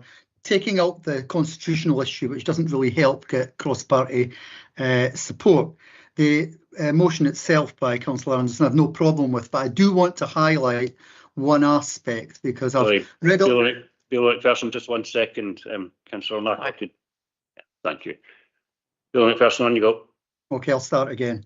As I say, ignoring the constitutional issue and trying to focus on the actual motion that was before us tonight, I've no issue at all with Councillor Anderson in relation to what she is seeking. But I do wish to highlight that zonal pricing, whilst worthy of consideration, is not some simple panacea. Because if you look at some of the academic research in relation to zonal pricing, the approach is actually quite controversial. Industry experts warn that zonal pricing could deter investment in Scotland's renewable industries, which is crucial for our economic growth and energy transition. Again, academics point to the disadvantages of zonal pricing, including the fact that it would be complex, costly, and a lengthy process, perhaps taking years to implement. And that may detract from more effective solutions and delay the transition to green affordable energy. The system introduces greater price volatility within zones, and that has the potential to shake investor confidence. Zonal pricing, where it has been implemented, can give dominant companies in certain regions or nations an unfair advantage, allowing them to exploit pricing power. Smaller suppliers and those operating across multiple zones may face new barriers, reducing overall market competition and consumer choice. Now, I'm not trying to be negative here. I'm just saying it should not be presented as a panacea. But I have no problem with the way it's been worded by Councillor Anderson, and for that reason, be happy to support the motion as presented. Thank you, Convener. Thanks for those comments. I'm not seeing any further indications. So, Councillor Anderson, do you want to sum up briefly, please? Yeah, thank you.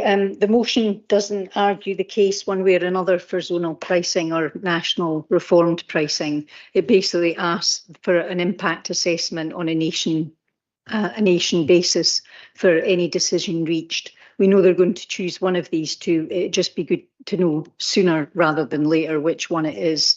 And I think there does have to be some recognition of the contribution that Scotland is playing in providing all this energy to the rest of the UK and being the powerhouse behind renewables. So I think that is a fair ask, and I appreciate Bailey McPherson's support on this motion.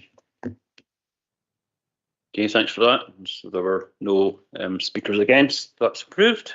Willie, please. Okay, thank you. Item 4 then, before East Council Plan Progress Report for 2024-2025. Could I ask reader proposals? So this report presents progress in the council plan across 24-25. Report shows that 64% of the performance indicators in the plan are on or within 5% of the target, and 68% of performance indicators have improved by the end of 24-25. So I think we've got a question from Councillor Duncan firstly, and then Bailey Keenan. Yep. Okay. Thanks, convener. Yeah, I mean, there's actually a lot of positive stuff in this report, so I'll start by saying that. But my question is really centres around the information on page 63 concerning the vacancy rates of empty commercial units, which is standing at 17.7%, which is well above the current year target of 12.5%, and also the 5-year target of 10%. I mean, obviously, there's quite a mismatch there, and I'm just seeking from officers any assurances that we might be able to take that that gap is going to hopefully be closed in a positive direction. Thanks for that. I think that's a question for Mr. Martin or Mr. Presswood.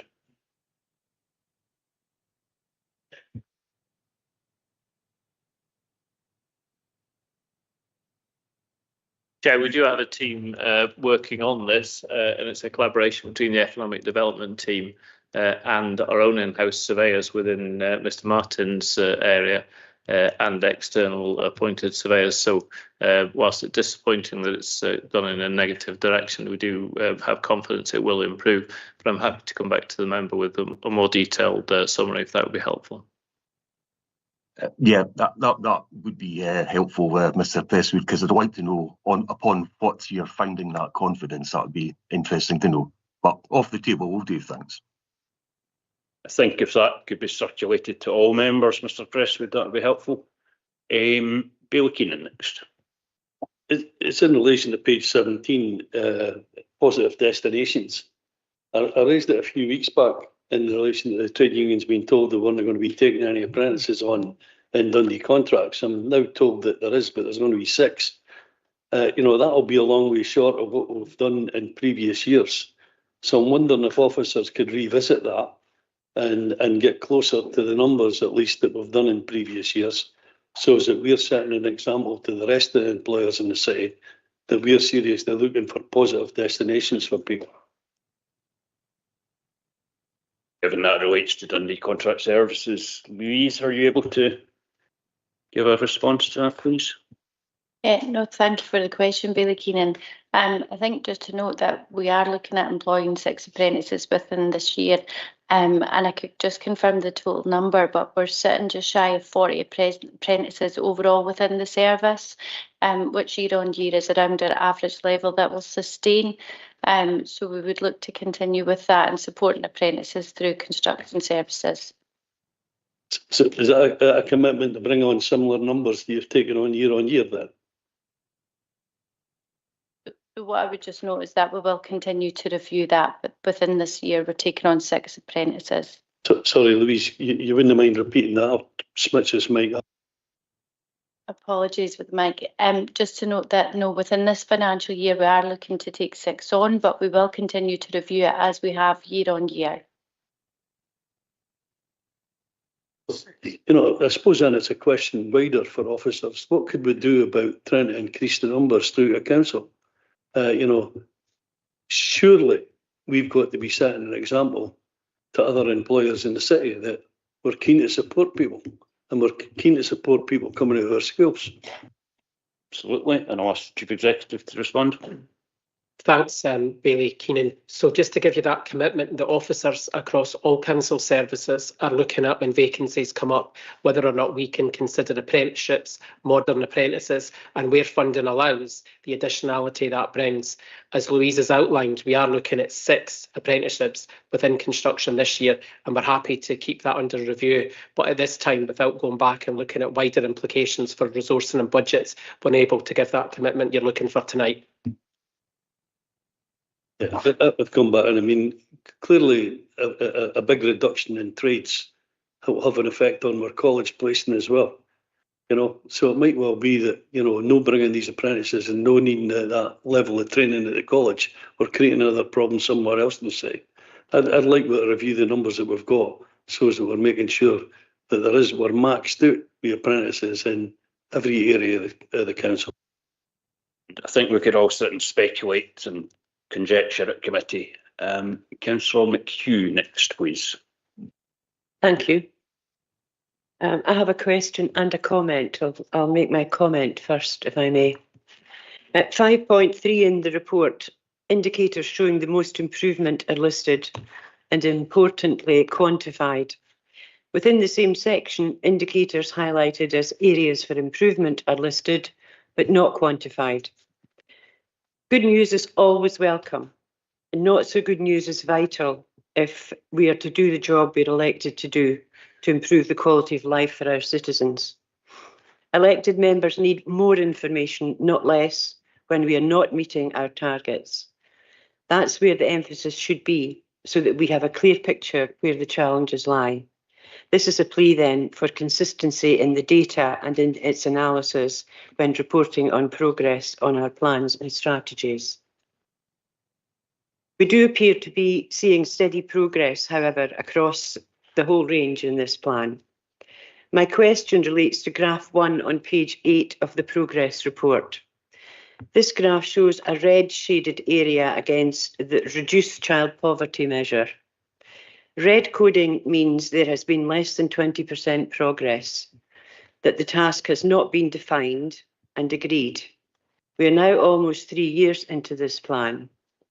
Can officers clarify what task relating to child poverty has yet to be defined and agreed?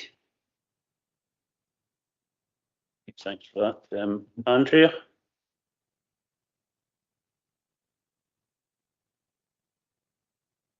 Yeah, I'm actually struggling to find the one that hasn't been defined just with the status. Yeah, and there's one indicator, one action, but it's not clear in the report, so I'll need to take that away and come back to you with that detail. Okay, thanks for comments. Is that report agreed? Okay, thank you. If that item being agreed, item 5 then is the Fairness and Local Child Poverty Action Plan. This is for approval. Councillor Coleman, please. The council set itself the target of less than 10% of Dundee children being in poverty by 2030. What's worrying, and I think all of us in the chamber will agree about the statistics on page 92, is that the current figure of 26.1% is actually worse than the 2014-15 figure of 23.8% some 11 years ago. So the dial hasn't really moved in any substantial way towards the 10% target. So it would be helpful if to get officers' reassurances that the 10% target is achievable by 2030, and if they could please outline what further steps should be taken to make that possible. Andrea, please. So the target of 10% is obviously a very ambitious target. So that's the national target. We chose to adopt that.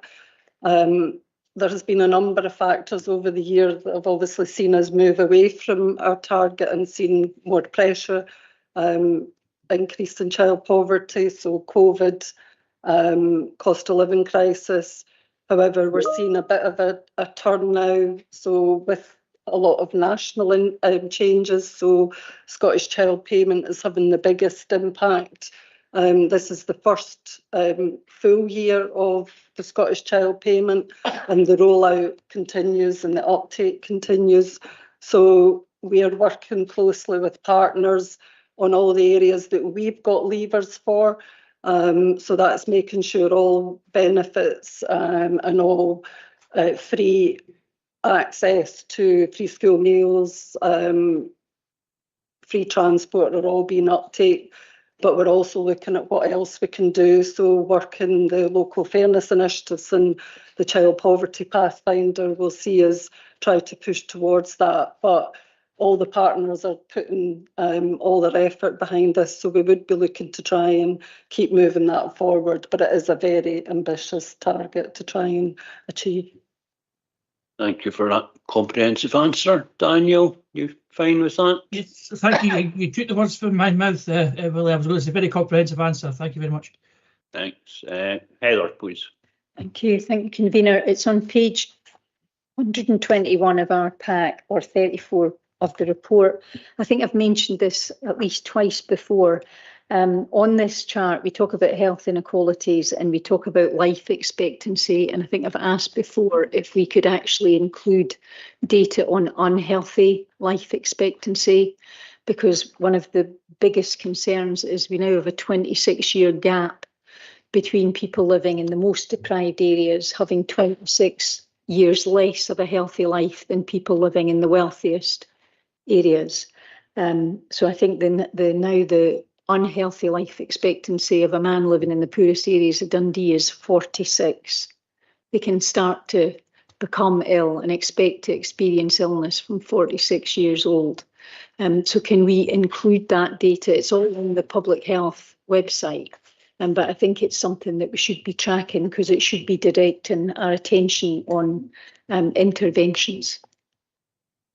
Andrea, is that something we can reflect in future reports? Yeah, there's been some discussion around that at the Child Poverty and Inequality Strategic Leadership Group. So we have had some information from Public Health.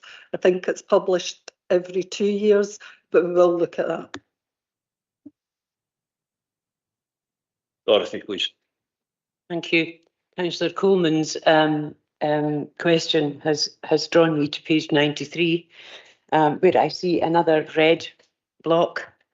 It does have a number in the middle of it. So that's another area relating to health and inequalities where we have less than 20% progress. I wonder if, like the last item in the last committee, the last agenda item, we could have clarification of what that relates to.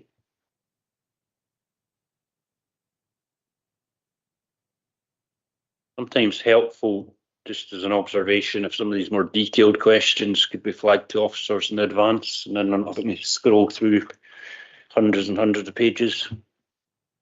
I did email Andrea. I have had partial response.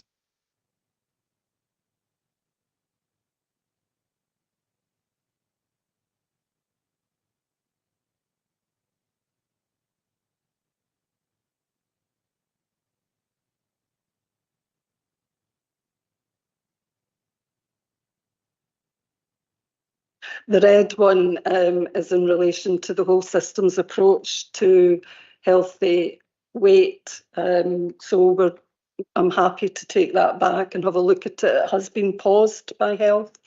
So we probably need to find a bit more information about why it's been paused, and that'll be picked up as an area for improvement. So we'll have a look at that. Okay, and with these comments, is that report agreed? Thank you. Takes you on to item 6, Health and Care Statutory Annual Report. This is for approval. So, if you have any comments or questions on item 6? Not seeing any, so I'm going to take that as approval. Thanks. Item 7 is improving services through listening to customers and service users. Again, this is for your approval. Councillor Crichton, please. Thank you, Deputy Convener. Just a question. There's a lot of positive feedback from customers in the report, so we obviously welcome this. However, I and my group colleagues regularly get concerns that contacting the council is much harder than it once was. drop-in visits to district housing offices and Dundee House are no longer possible, and phone extensions ringing out are a regular occurrence. The general feedback from constituents is that the push to digital is leaving many, particularly the elderly, behind. Can officers please give assurances that every effort will be made to ensure interaction with customers is improved, as it should not be a challenge for constituents to speak with the correct officers on this issue or the problems that they have, and given that obviously this demographic are the ones who are predominantly trying to get in touch with the council, that's obviously a naturally concern of us. Thanks for that. Andrea? Yeah, so obviously this report doesn't particularly look at that issue. So we know that through complaints, customer services and other services are looking at how people can interact with them. We do have a lot more outreach going on in communities through Connect Team and other aspects like that. And the online system, we do try and make that easier where we can. I don't know if the head of customer services and digital wants to add to that. Anthony?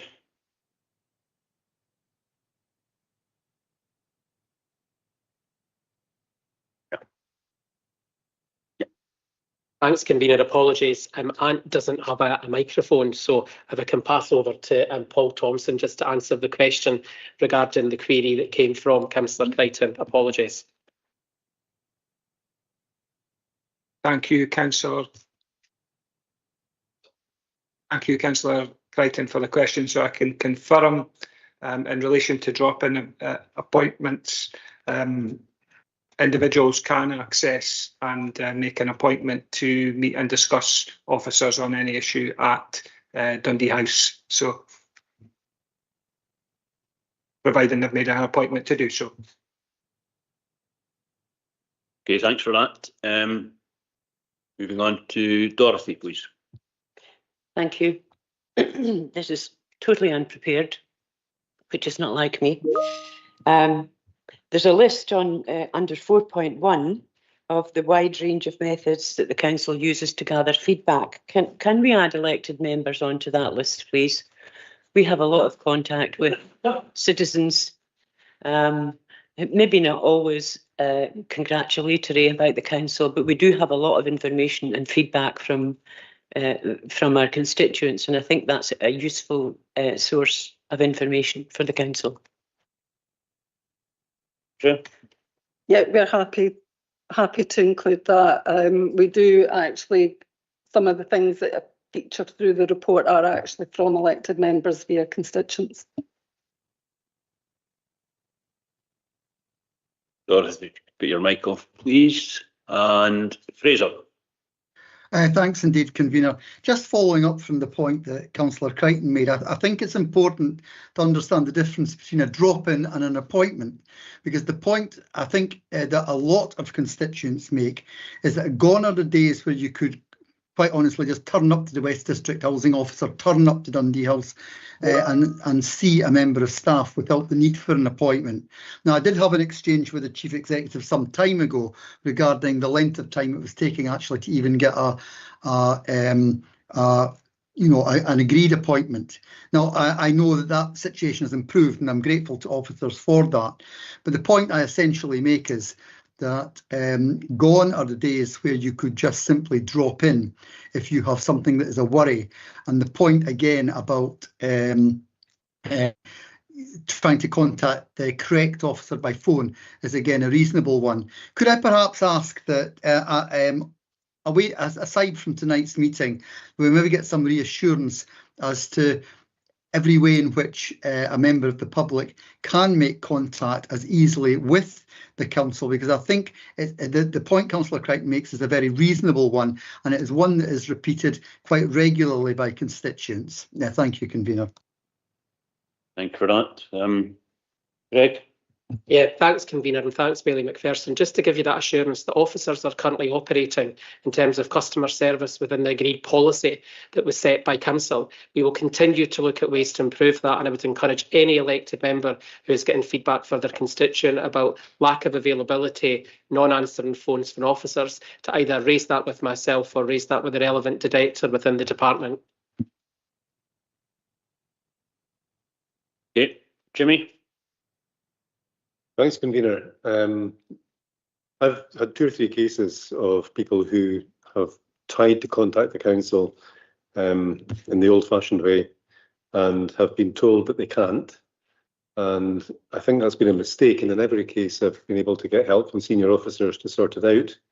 But it is possible that staff who've become very used to dealing digitally or dealing in line with the policy that was just described will occasionally tell people that they can't have access. And I'm thinking people who are digitally excluded, and that can be very old people. It could be people who just don't have a computer.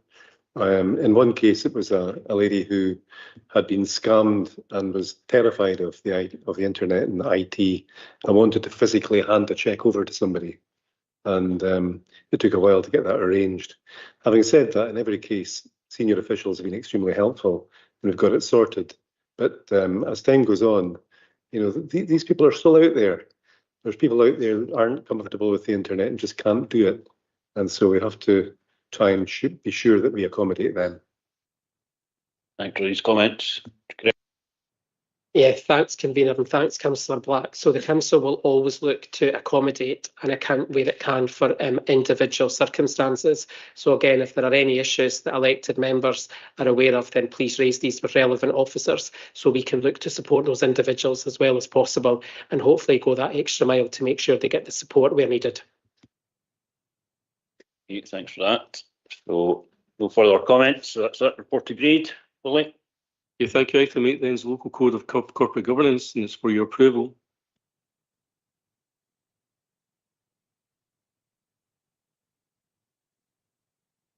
With my microphone on.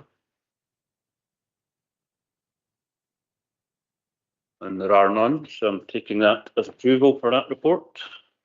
Okay, thank you. Item 9 then, proposed community wealth building strategy and action plan. Again, it's for your approval. Bailey McPherson, please. Yeah, just a brief comment. I think this is well presented and it gives us a useful update in the whole area of community wealth building strategy.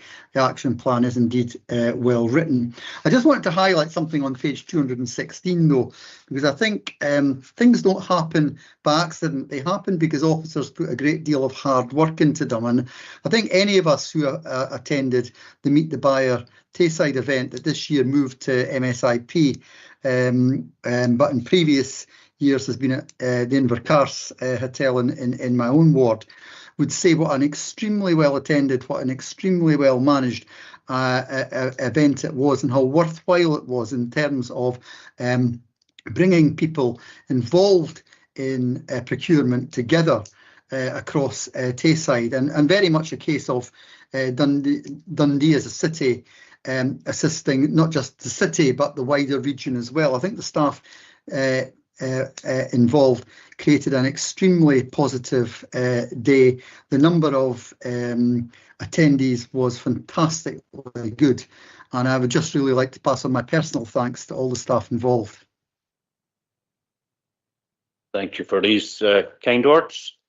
I'm seeing no further indications, so I'm taking approval for that report. Willie? Okay, thank you. Item 10 then, before his tender for strategic management support services, it's for your approval. Any comments or questions on item 10?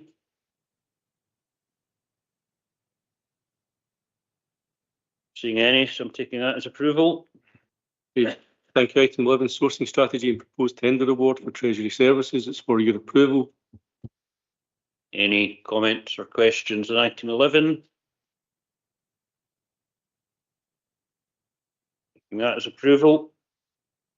Okay, thank you. Item 12 is Dundee City Council framework for domestic carpets and floor coverings. Again, this is for your approval. Any Comments or questions on item 12? Take that as approval. Thank you. And finally, item 13, establishment of recess subcommittee. You're asked to agree the terms of the note. Terms agreed. Thank you. That's all the business. So thank you for your attendance and enjoy your recess. Good night.